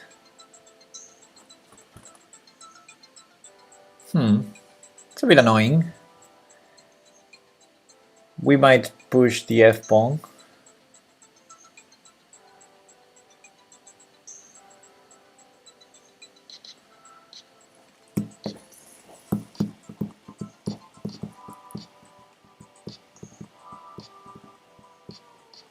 Nah, that's stupid. So I don't like b6. I would probably move the rook. Oh, there's c5 is hanging as well. So rook c8.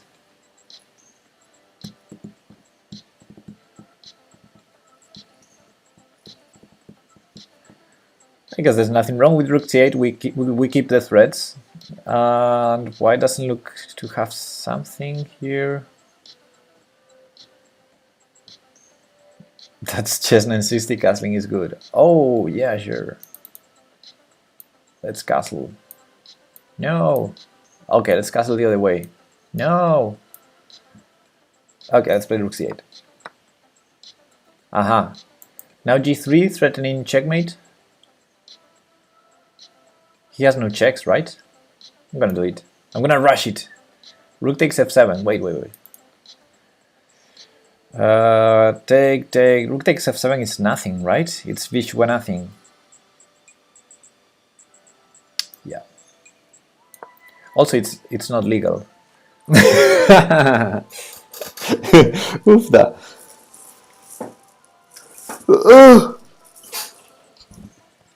So we're threatening two different checkmates. The obvious one is queen takes.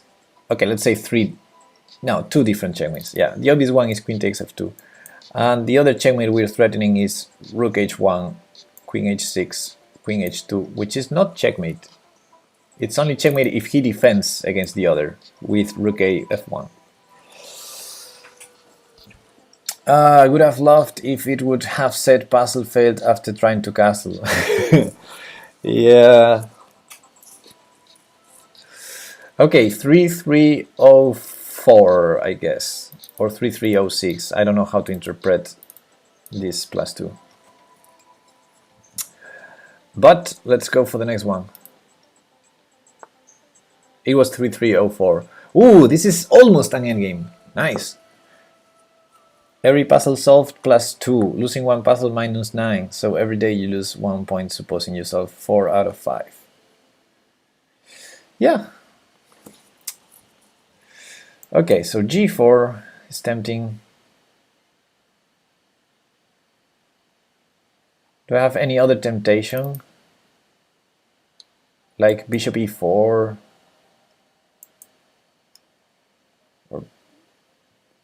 No, I don't have any other temptation. So let's calculate this line. G4. Let's refute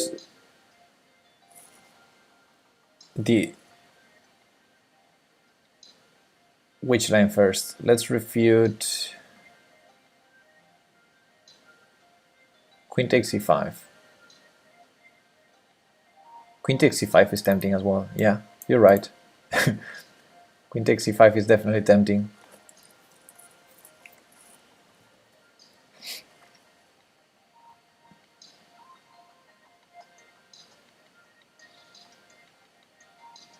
Knight g4, queen back to f8, maybe.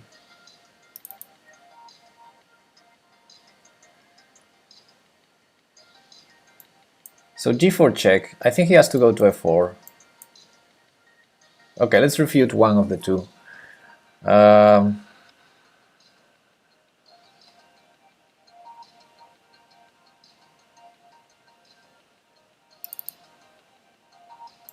King f4 is mating too. Oh, For some reason, I thought the knight was protecting h6. I'm stupid. The knight is not protecting h6. Okay. Yeah. Okay, so he has to go to g6. I'm starting to be blind. Now, bishop f7 or queen f7? Bishop f7. King h7. Well, queen f7 and g5. Queen f7 check, king h6, g5 check. At least we win the queen, and probably something else. G5 check, queen takes g5. Pawn takes, king takes. Queen g7 check.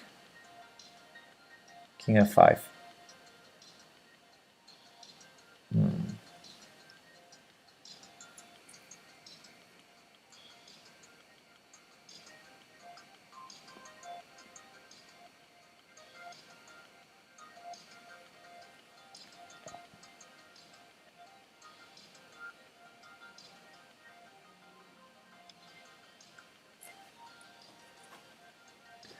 Is queen f7 the best, or is this one of those puzzles where you're supposed to play the best line from different lines? So taking g6 is h5, I think. Don't think so. I'm giving up all the dark squares he's gonna run. Yes, it wins the queen. I'm just saying if there's something better, because the other day, yesterday, I failed one puzzle on chess.com that it was completely winning my line, but there was a shorter, better line somehow, although I disagree. So I'm trying to see whether there's something.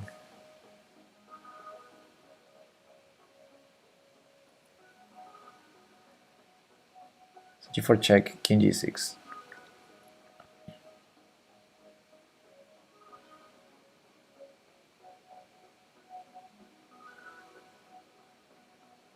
T-Darky, how about queen g5 after queen h6 check? When you say queen h6 mate, how about queen g5 in response?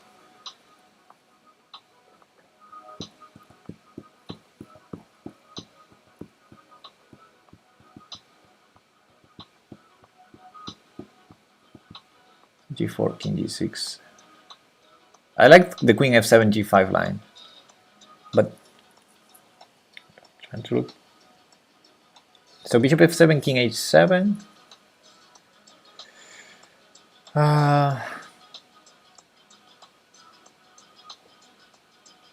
Don't see anything there.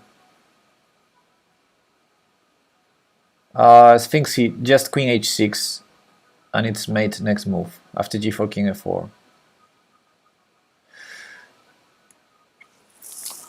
I think I don't see anything else. I'm gonna go for g4, queen f7, g5.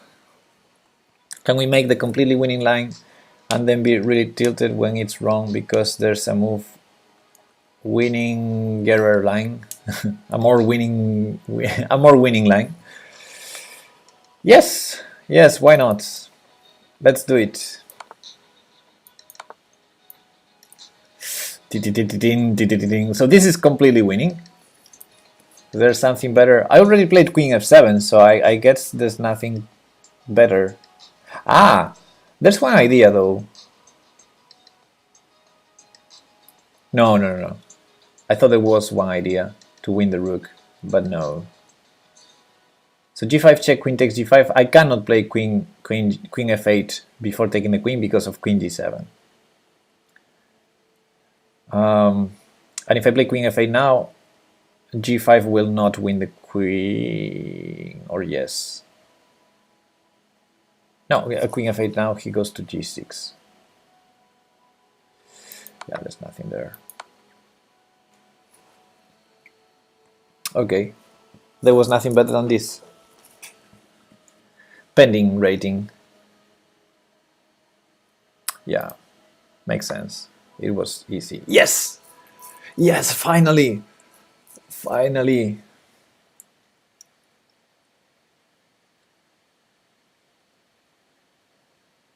Okay, guys, we need to promote now.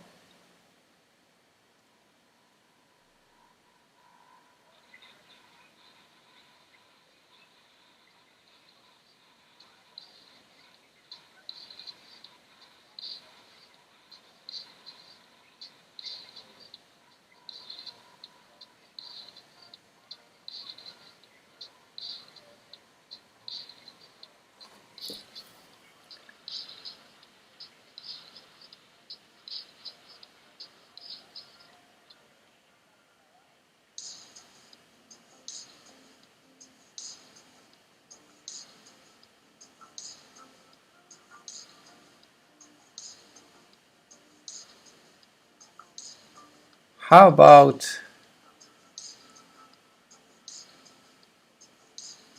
No. No, no, no. Okay, no.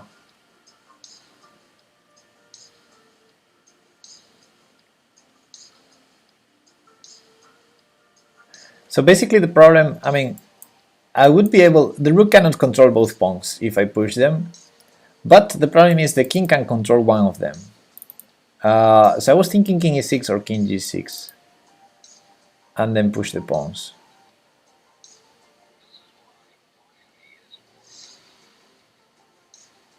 Because, for example, if a7, rook a2, f7, he has king e7, and that's a problem. I could start with bishop f3 or bishop e2, but okay, bishop e2 doesn't really help because he can take it, and then the same problem arises. Let's start with king e6, for example. If he takes the bishop, which I assume it's a mistake, we go f7. Ah, he has rook f4 always, so he can go rook e4 check there. King here, rook f4, a7. Oh, that's winning. I might have misplayed it with black, but I think that's winning. Why not king g7, sheltering the king? Because I want to remove the king e7 possibility, that's why I'm considering king e6. King g6, rook a2, how do I win?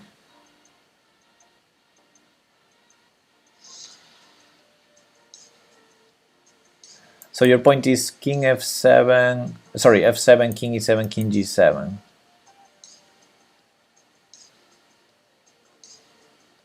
Bishop e2. Bishop e2, king g6, rook a2, bishop e2. King e8, how do we win there? King e8? I don't see how do we win after king e8. He's stopping both of our pawns. King g7. I'm blind. I'm blind, sorry. Sorry.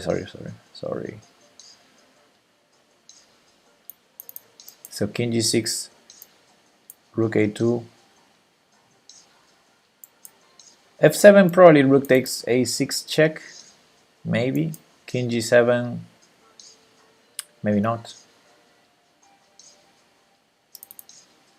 Rook a7 then. King g7, rook a7. And it should be a draw. Yeah, it should be a draw. So, king g6, rook a2, bishop e2. Looks promising. If rook takes bishop,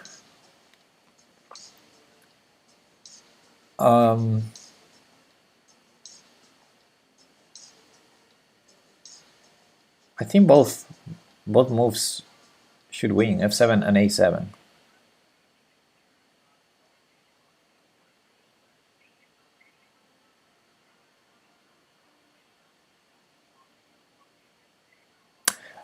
Maybe black... Wait. Maybe if f7, rook f2?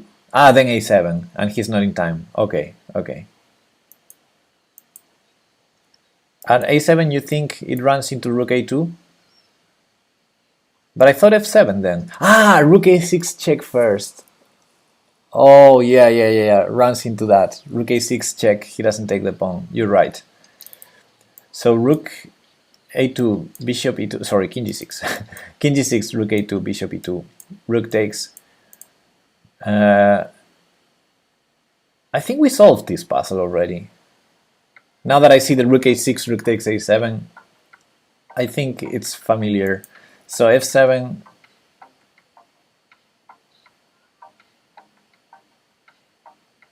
Yeah.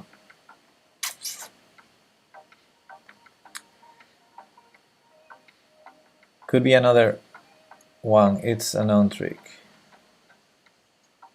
It looks familiar. I think we solved it with black. If I remember correctly, it was a very similar position, but we had black instead of white. I remember trying to promote on c1 and h1 instead of f8 and a8. At least that's what my memory is telling me. I might be wrong, of course. Yeah, now why not king e6? Why not king e6? How does black survive against king e6? Oh, he can just enter this square and then defend and sack the rook. No, but I have bishop f5. So that's not the answer after king e6. Maybe just rook a2. Yeah, now if f7, any check will allow king e7. Yeah, I mean rook takes a6 and then king. Yeah. So f7 does not work. And if a7, again rook a6 check, and then rook takes a7. So what's the trick with king g6? Well, the trick is both moves, king g6 and king e6, have the idea to, the basic idea is that the two pawns cannot be stopped by the rook. So the king must help one of them. Probably the king wants to go there.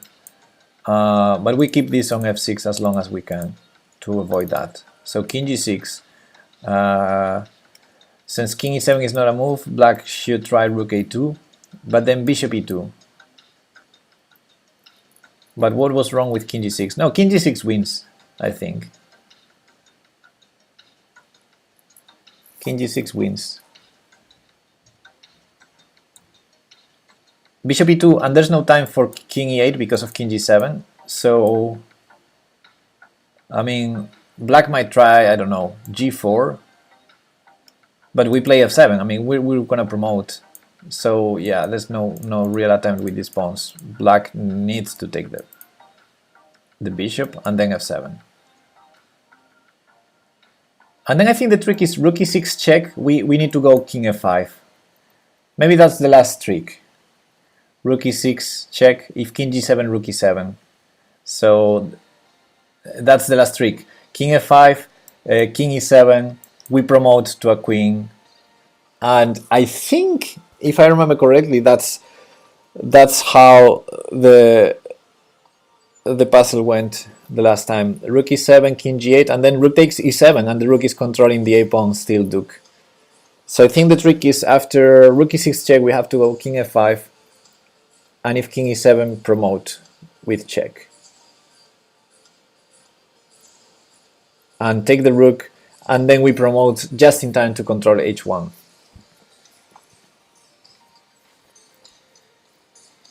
What is the rook taking? I mean, rook e7, king g8 is in the line, if I'm not mistaken. King g6, rook a2, bishop e2, rook takes e2, f7, rook e6 check. And then we said, if king g7, rook e7. And you said king g8, rook takes f7, sorry, yeah, we can take it, then the king enters the square of the pawn, sorry about that. Yeah, I thought the rook could take for free the pawn, but it's not for free. But yeah, it enters the square. Well, that's actually okay. That's only a draw because we have pawns to distract this bishop. Otherwise, it would be a win for white, I think. Anyway. But yeah, king g8 is a good attempt. So king c7, there is no bishop. Oh, we took the bishop. That's right. Oof, oof. Yeah, black wins.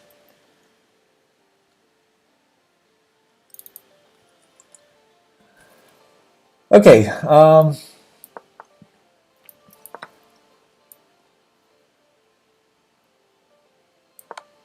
Yeah, this is the trick, to go king f5 here.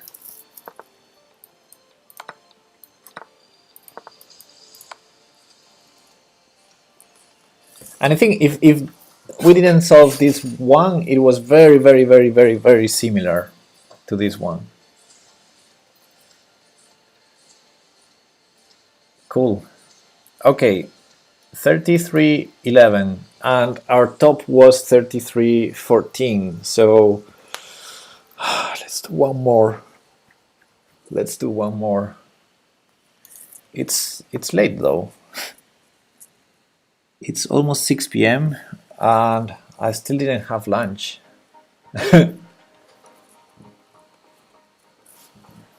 Okay.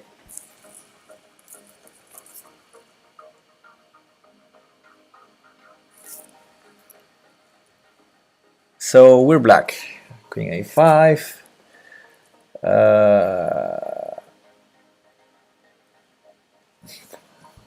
Okay, what do we have here? We have a check followed by queen takes e4 check.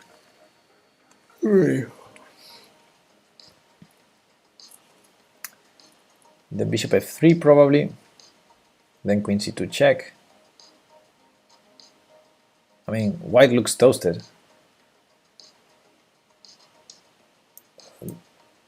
Maybe we cannot stop checking because of this, but so bishop e3 check, king takes g2, queen takes e4 check. Let's discard some moves. King f1 is checkmate. King h3.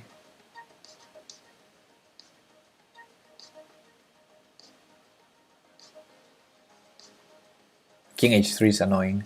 Ah, no, but we have rook h5 because our king is on f6, not on g6. Hector Angulo, thanks for the follow. So we may have that sacrifice. Or not. I think we do have it. Because then queen f5 check, so rook h5 check, pawn takes, queen f5 check.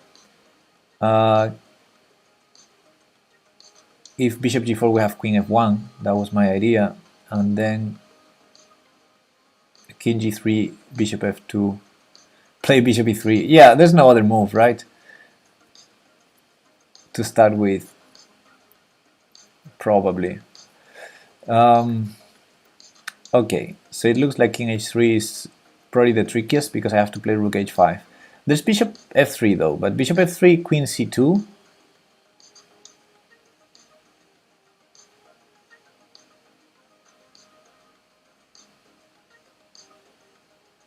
And then king h3. Oh, but I have the same rook h5 idea. Yeah. So bishop e3, king takes g2, queen takes e4 check. I guess king g3. We have bishop f4 or queen f4, both of them. Queen f4, king h3 might be a problem, although again rook h5. This rook h5 trick to sacrifice the rook to have rook h5, queen f5, and king g2, and now what? Well, we have. Oh, that's a good point. I thought queen f2, but queen f2 just transposes, so queen g5. Yeah, queen g5 should be killing. King must go up to h3 probably.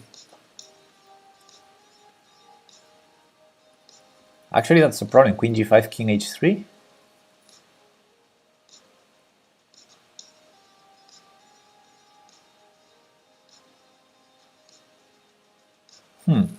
Not easy.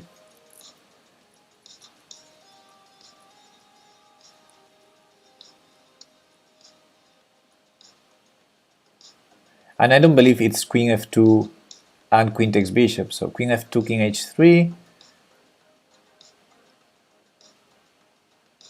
So maybe that's not winning. So bishop e3, king g2, queen takes e4 check, king h3.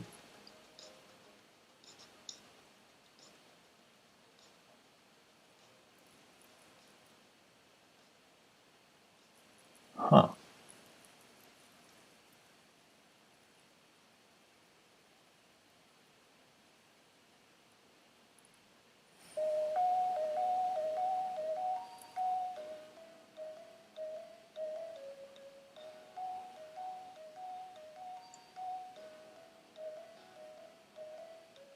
And the check on d8 is really annoying.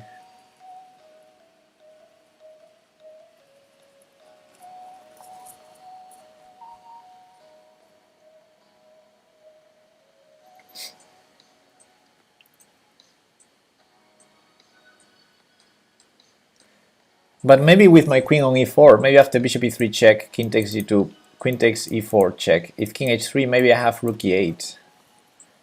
rook e8, stopping the check, and bringing the rook to the h file. How about that? I guess g5 check is not a problem because I take with the bishop.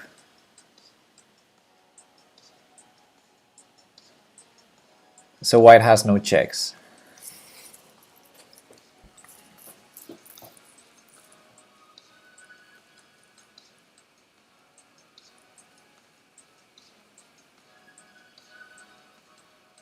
Yeah, I think I like that. Well, there's one sign that I should stop this. I mean, doing tactics, and the sign is I don't want to calculate. I'm gonna play bishop e3, though, because I think there's no other move to start with. That makes sense. I mean, we could start with rook e8, but it wouldn't make any sense to my eyes. We should be careful with slow. If we do a slow move, he can do a slow move as well, queen c7, that will start attacking a lot. So I prefer to go rook e8 when it has a threat, like rook h8. So I think the forcing line, there's nothing wrong with that. I'm gonna go for it even though I didn't calculate everything. Now I think rook takes, queen takes check is by far the most logical move. And if king h3, rook e8. So let me calculate again. Bishop f3, queen c2 check. Rook e8 also, just king takes g2 and you never get the bishop in. Rook e8 also, just king takes g2 and you never get the bishop in. What? After king h3, rook h5 didn't work. Robbie rocks as far as we told. If rook e8 as first move. Yeah. Right. Okay, sorry. If king h3, rook h5, that was our first idea, Robbie trucks, but it didn't work because after takes, queen f5 check, king g2, we didn't see anything. Queen g5 check, king back to h3, or queen f2 check, king to h3, and we didn't see how to win there. We have a draw, but we want to win. So I'm gonna play queen e4 check, and we go for this line. Okay, so queen c2, right? There's no other move here. And what I was thinking is that now after king h3, we also have this. But here, since the queen is in a different spot, it's worth maybe calculating this again. Check takes, queen f5 check, king g2, queen g5 check, king back to h3. I think we don't have anything there, so I'm inclined to think that rook e8 will be the move here.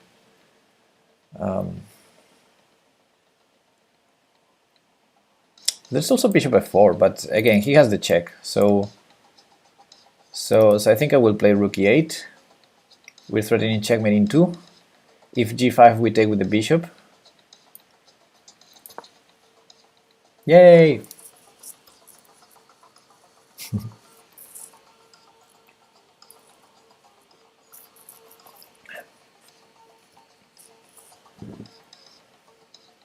Simple checkmate. 3319, guys. This one was manageable though. Yeah, it wasn't that difficult. And the rating of the puzzle is what? What?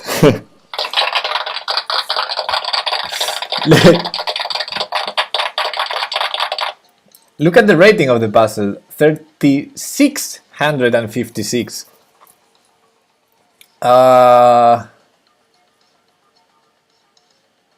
Is this the I don't know, the highest rated puzzle we ever got? There must be tricks we can't see. Yeah. Hey Sefa, what's up? You are too late. Yes, you are absolutely late because this was the last puzzle. Unless you guys want to solve one more. We did 3, 6, 7, 39. Wow, Duke. From a famous Kasparov game. That's cool. Do we do one more, guys? One more One more maybe? Last one? Okay, let's do one more. Now that Cepha's here, but only one. Yes! An endgame. Okay, one more. Only one more. So, 95, C6, C7, C8. How about that? What can black do against that idea? To be honest, I could... No, I cannot start with C6 because of bishop D6. Yeah, I thought bishop B8 was never a problem, but bishop D6 is a problem. So 95 first.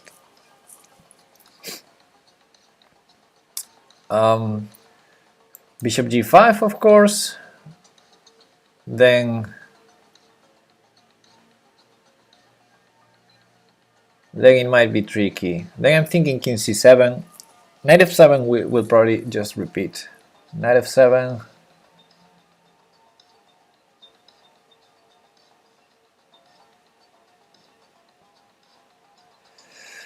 So 95, bishop G5, King C7 maybe.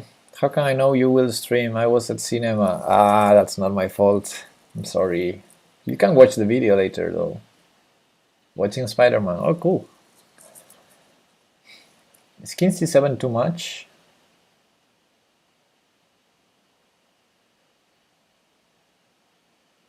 He's 5 moves away from promoting. And I'm 1, 2, 3, 4. So I promote first, then he promotes.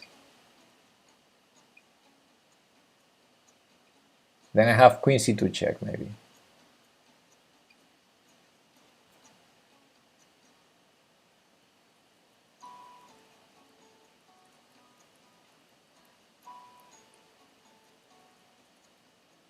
Because my knight is on e5, so Queen C2 check, if King e3, Queen d3 check, and Queen f3 checkmate, because the bishop is on g5, that's funny. And if the king goes down, he has to go to f1 to avoid the fork, probably, although my king might be exposed, so maybe he is not forced to avoid it. That's the attack, king f1. Queen takes f5 check, collects the bishop. My king is on d7. It's not that he has good checks either.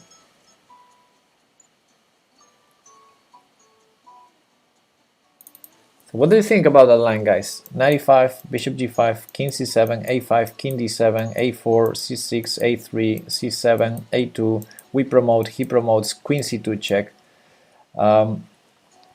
If he goes to e3, he gets checkmated. If he goes to e1, f1, or g1, he loses the bishop. But then he has queen a7 check and queen a4 check. I have to be careful with that. And if he goes to g3, then I'm not sure what to do. Still looks good.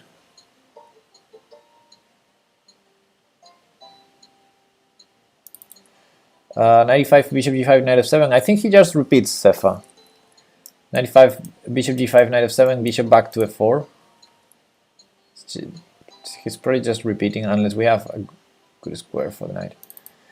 When you play king c7, he has also bishop d2 and bishop a5. Huh. That's right, but then he never pushes the pawn. But yeah, that's right. That's right. Knight f6. That's a good idea. King d4. No, king d4. King e3 is stupid. Yeah, knight f6 is interesting. a5 maybe? It would be nice if the solution is king takes pawn. That would be nice.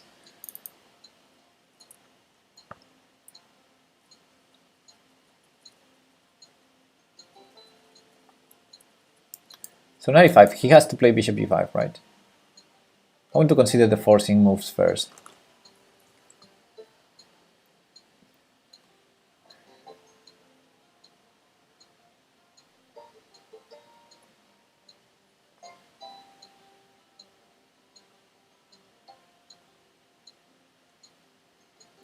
Then c6 forces bishop d8 check, right?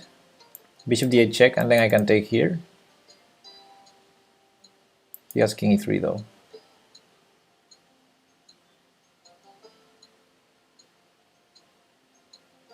Yeah, and then knight f7 is not cool. I would need knight e6, but I don't have it. Because knight g4 is not a move. But knight c4 is. Nah, that would be too much.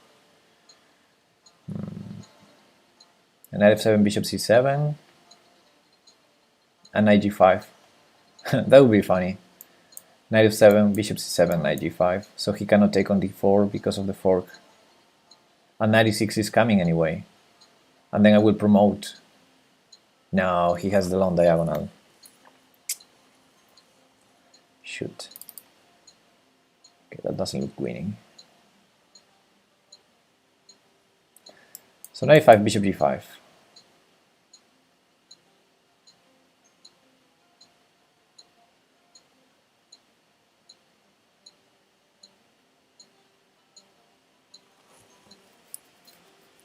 What's wrong with c6 first?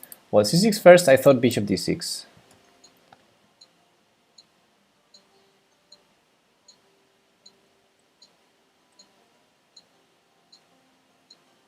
I mean, nothing wrong with it. Just think that cannot be better than other lines.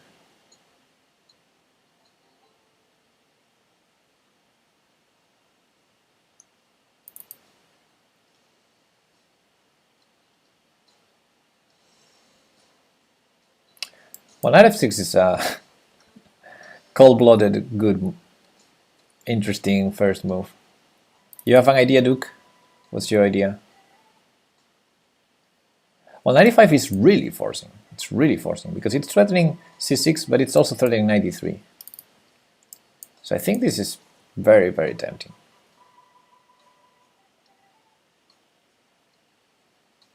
Very, very tempting.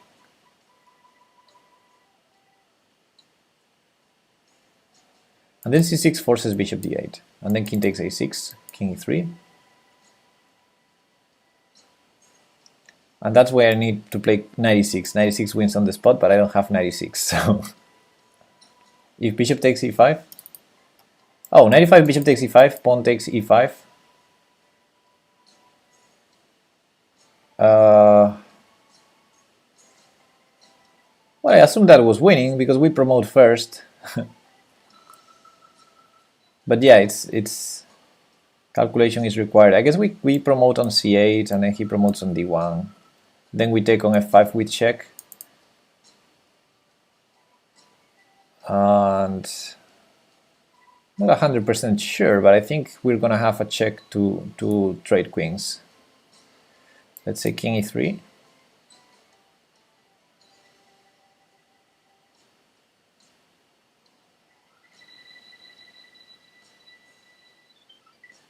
It's not obvious, to be honest.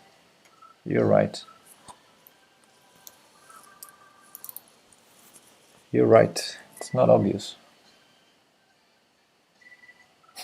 So maybe knight f6 is the move. I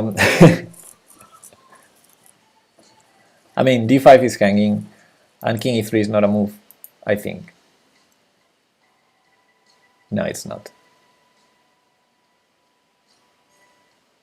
It seems easy. Knight f6? Yeah, but knight e5 is tempting. Okay, yeah, let's see Duke's idea. Knight e5. The problem is bishop takes e5 might be a move. But okay, bishop g5, knight f7, bishop back to f4, knight e6. But why bishop g5 then? He just keeps the bishop there. We can never push the c-pawn if we go to d6, right?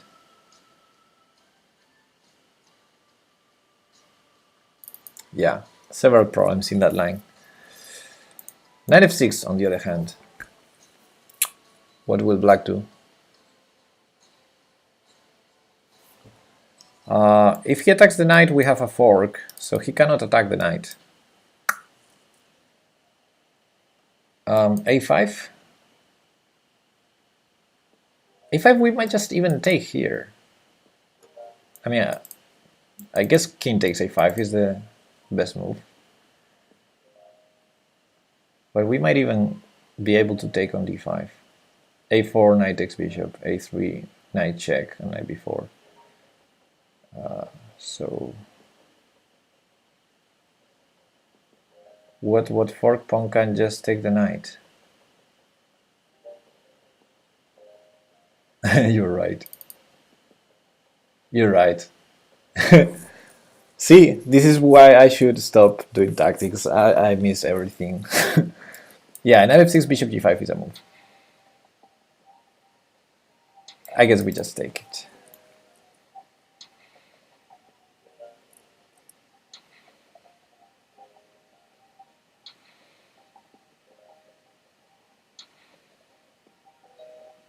I like knight f6.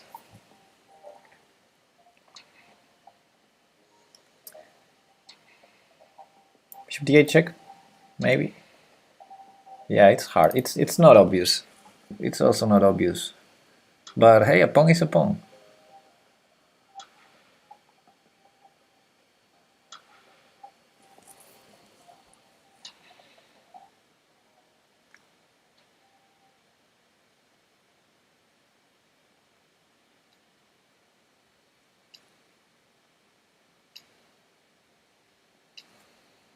That's win the bishop too, yes. What? We probably just win that endgame after knight takes d5. He sacks for the c pawn, we sack for the f pawn and win the d pawn with the d pawn. What? You mean after bishop d5, knight takes d5, we win that endgame? I'm not sure. Bishop d8 check is a bit annoying, but okay, I guess we take. Then he plays king e3. Oh no, our knight is there. Okay, so that's, yeah. So king e2.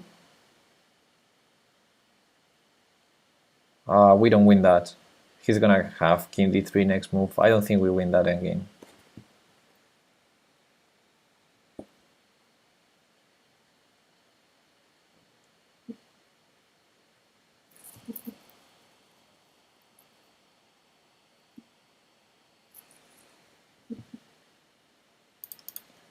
Knight f6, bishop g5, knight takes d5, bishop d8 check, king takes a6, king e2, followed by king d3.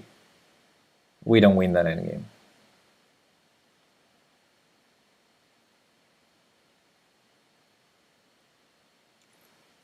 Unless, oh, we win it. Look at this.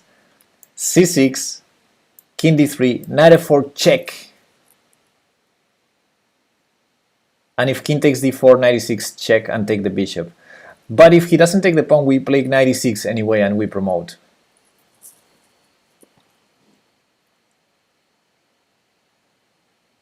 So actually that wins. Knight f4 and knight e6.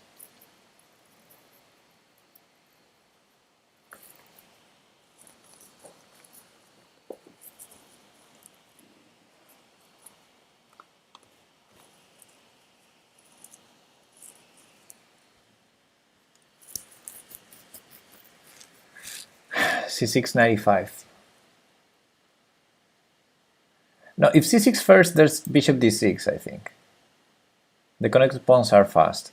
Yeah, but if our knight is in front of the pawn, it's not so fast. But I think we have the trick with knight f4, knight e6, which is the way to win against a bishop on d8. So he has to play bishop c7 at some point. But knight f4 comes with check if he goes to d3. So I guess after knight f6, bishop g5, knight takes d5, bishop d8 check, king takes a6, he cannot go king e2. He must go bishop c7. No, but our knight is there. Our knight is there. Aha. So he needs to bring the bishop to that diagonal. Maybe bishop h4.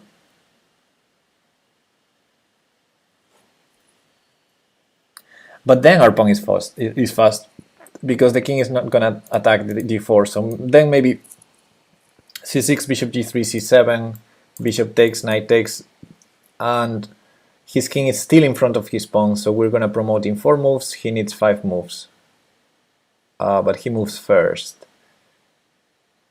So then it's knight and queen versus queen. That's not easy. That's not easy. Natzel, the problem with knight e5, I think we had a couple of problems. First one was bishop g5, and we weren't sure how to win there. But then I think Sphinxy pointed out that bishop takes e5 is possible, and we promote at the same time. And yeah, knight e5 is the most tempting option, but I didn't see it.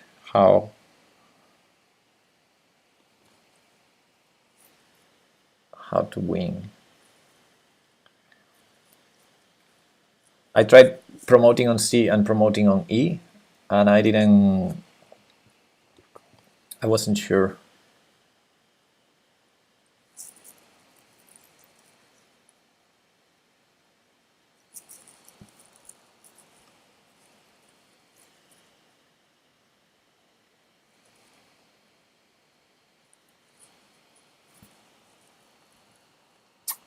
Some notifications, give me a second.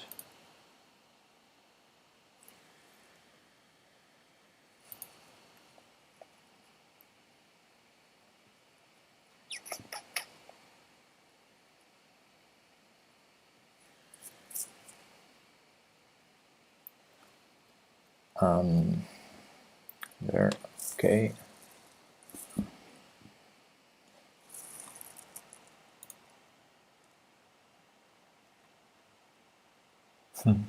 Okay. Okay. Pepe, are you a wiki or something? Play that marathon, win it for the boys.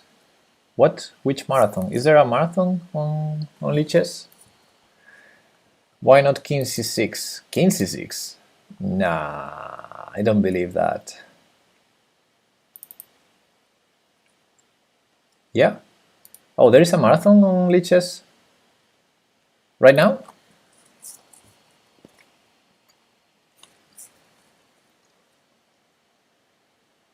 Summer marathon. Oh, but it already started. A long time ago. What? Yeah, no point in joining now, right? Let's see, 24 hours. Ugh. And only less than 8 hours left. Okay, I guess it's a bit too late to join. If I realized before with some planification, I could. However, today there's a tournament that, okay, if I don't have lunch very soon, I might not even be able to play it. But today there's an elite Crazy House Arena. Where is it? It's at my 9. It's here. Yeah, Elite Crazy House Arena, as you can see, starts in 2 hours, in almost 3 hours. Okay, it's gonna cover it, which I knew. There's 10 players. Everyone is everyone is stronger than me, so I would be crushed. But 2 minutes games, 2-0. And it lasts 2 hours and it's rated. So I might join. I'm not sure. I'm still thinking about it. Anyway, we need to first solve this puzzle.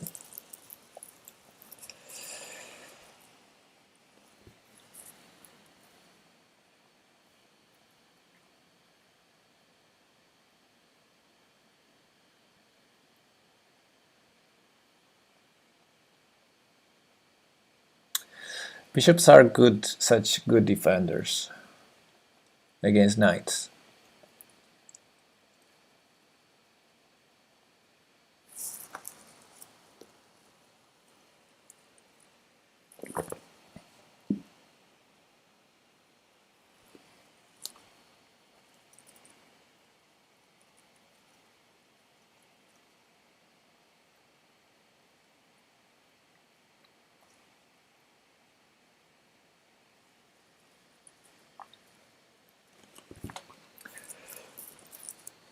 Only play the Sicilian. What, in Crazy House? What do you think, guys? I'm struggling with this one. I think knight e5 doesn't look like it works. And knight f6 doesn't look like it's trying to promote the pawn. But yeah, it has a point.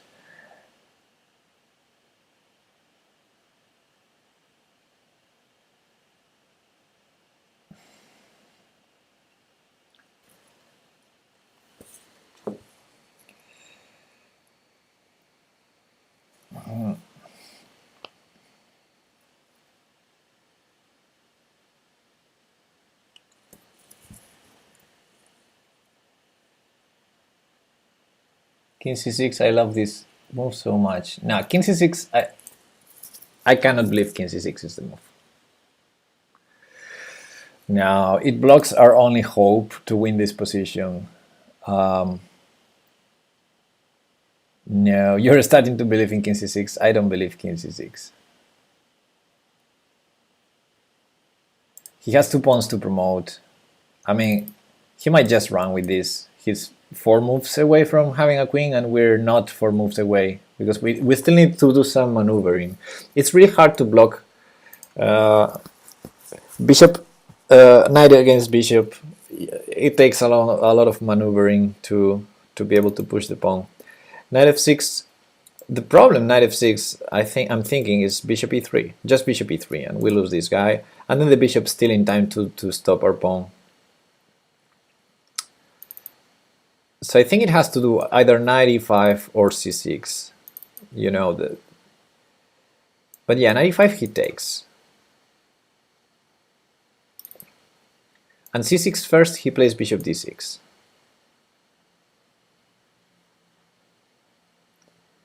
Maybe bishop d6 is not the end of the world.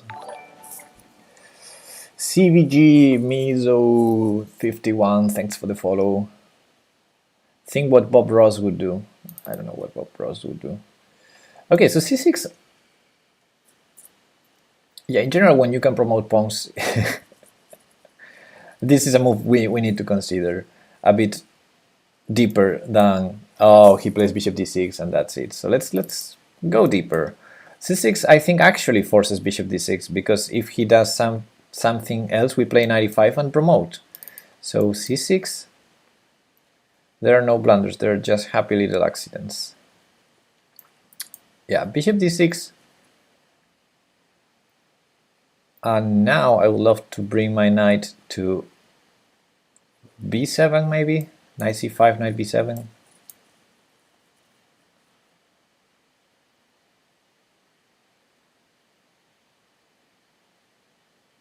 No, knight e5, knight f7. Because then if the bishop goes to g3, I can go knight e5 again. We know KC is a Bob Ross fan. Ah, okay. So c6, bishop, d6, knight e5. With the idea of knight f7. For example, a5, knight f7. Bishop... If bishop goes to f4, g3, etc., I go knight e5 and I promote. If bishop goes to b8, I have king b7. So probably he has to go bishop c7. That's a funky line. c6, bishop d6, knight e5, a5, knight f7, bishop c7 check, king takes a4, and we promote at the same time. But I would take on f5. I would go king d6, a3, c7, a2, I promote, he promotes, queen takes f5 check, and queen takes d5 next. Knight and pawn up. It's probably winning. It's probably winning. But yeah, I'm liking this. c6, bishop d6, knight e5.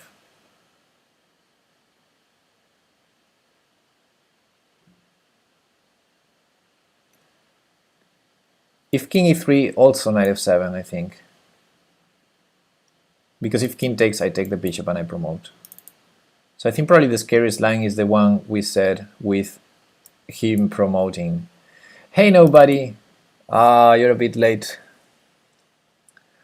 Nobody, do you approve this line? I'm calculating. c6, bishop d6, knight e5. a5, knight f7, bishop c7 check, king takes c7, a4, king d6, a3, c7, a2, c8 equals queen, a1 equals queen, queen takes f5 check, and queen takes d5.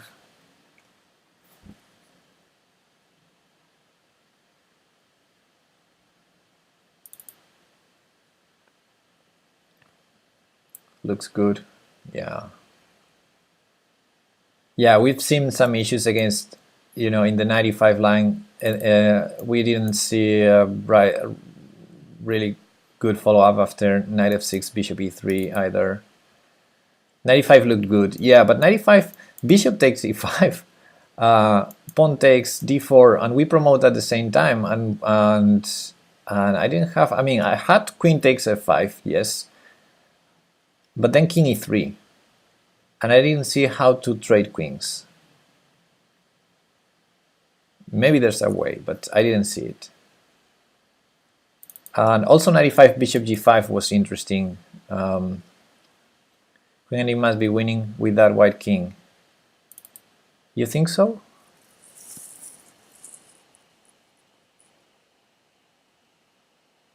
Looks crashing, go for it. Go for what? We're discussing two different lines here.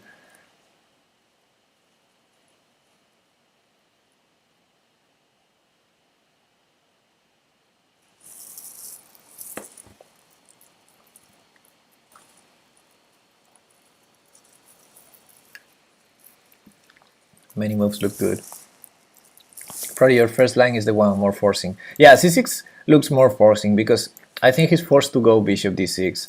So it's like we're a tempo up against, compared with other lines. Like our pawn is one move closer to promoting, and bishop d6 looks forced because unless he goes bishop g5. No, but then c7 again. Yeah, bishop d6 is forced, I think. But yeah, knight e5, pawn takes, and we promote at the same time. Then queen takes f5 check, king e3. And if I don't get to trade queens, not sure how winning is that. Not sure how winning is that. But yeah, c6, knight e5, knight f7 looks. I'm gonna go for it. So, I'm sorry guys, but yes. It's been a long session.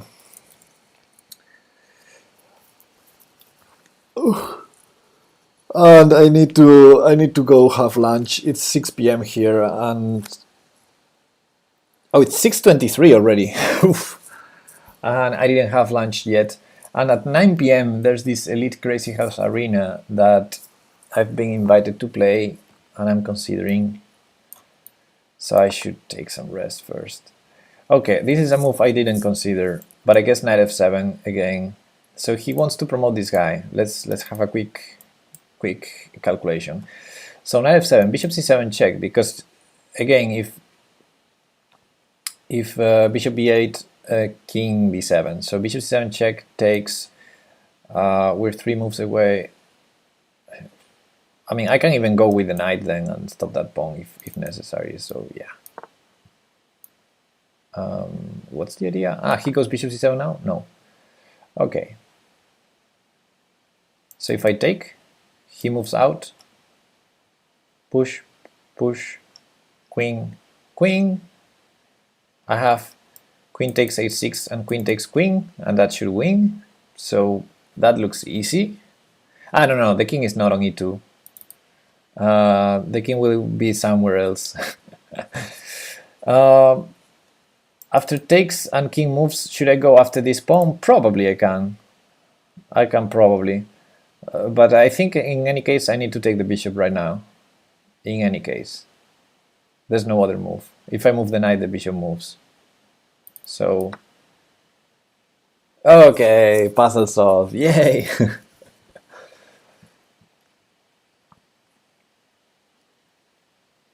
Yeah, if king e2 it's easy, because I promote and take on a6 and trade queens.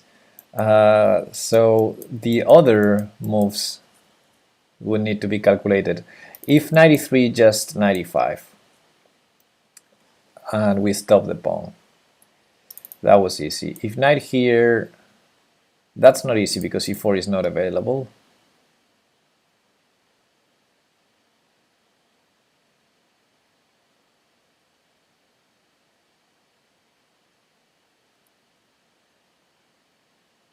Oh, but no, nothing. Nice rating to stop. Yeah. Okay, so I'm trying to refute all the ideas of black here. If king g3,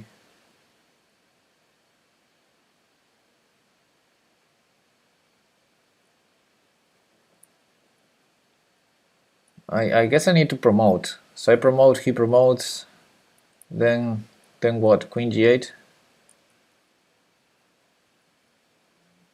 I'm up a piece, yeah, but I was looking for something cleaner. Yeah, maybe there's nothing clean. Just promote and that's it. Knight to e5 looks clean. He has queen b5 check.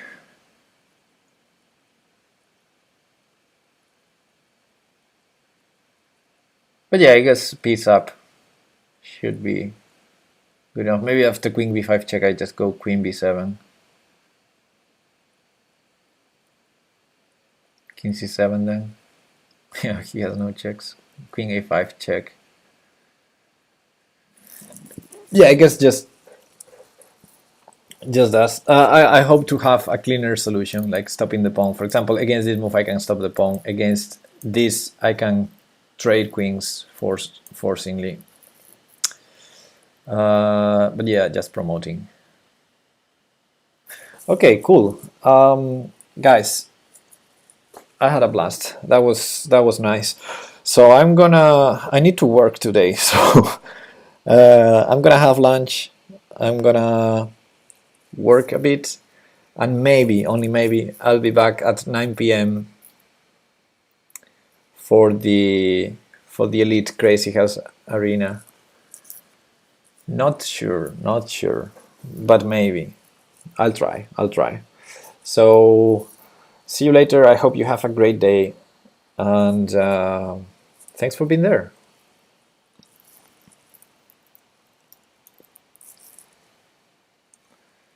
Who's streaming out there? Can I rate someone? Let's have a look. We will see how much you have improved. In which?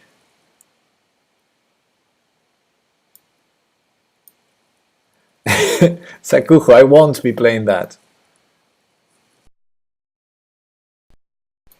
Kibe-kan is streaming. Cool.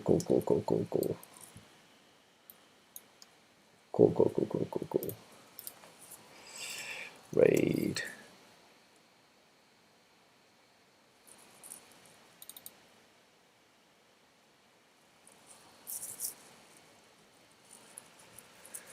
Okay, see you later, guys.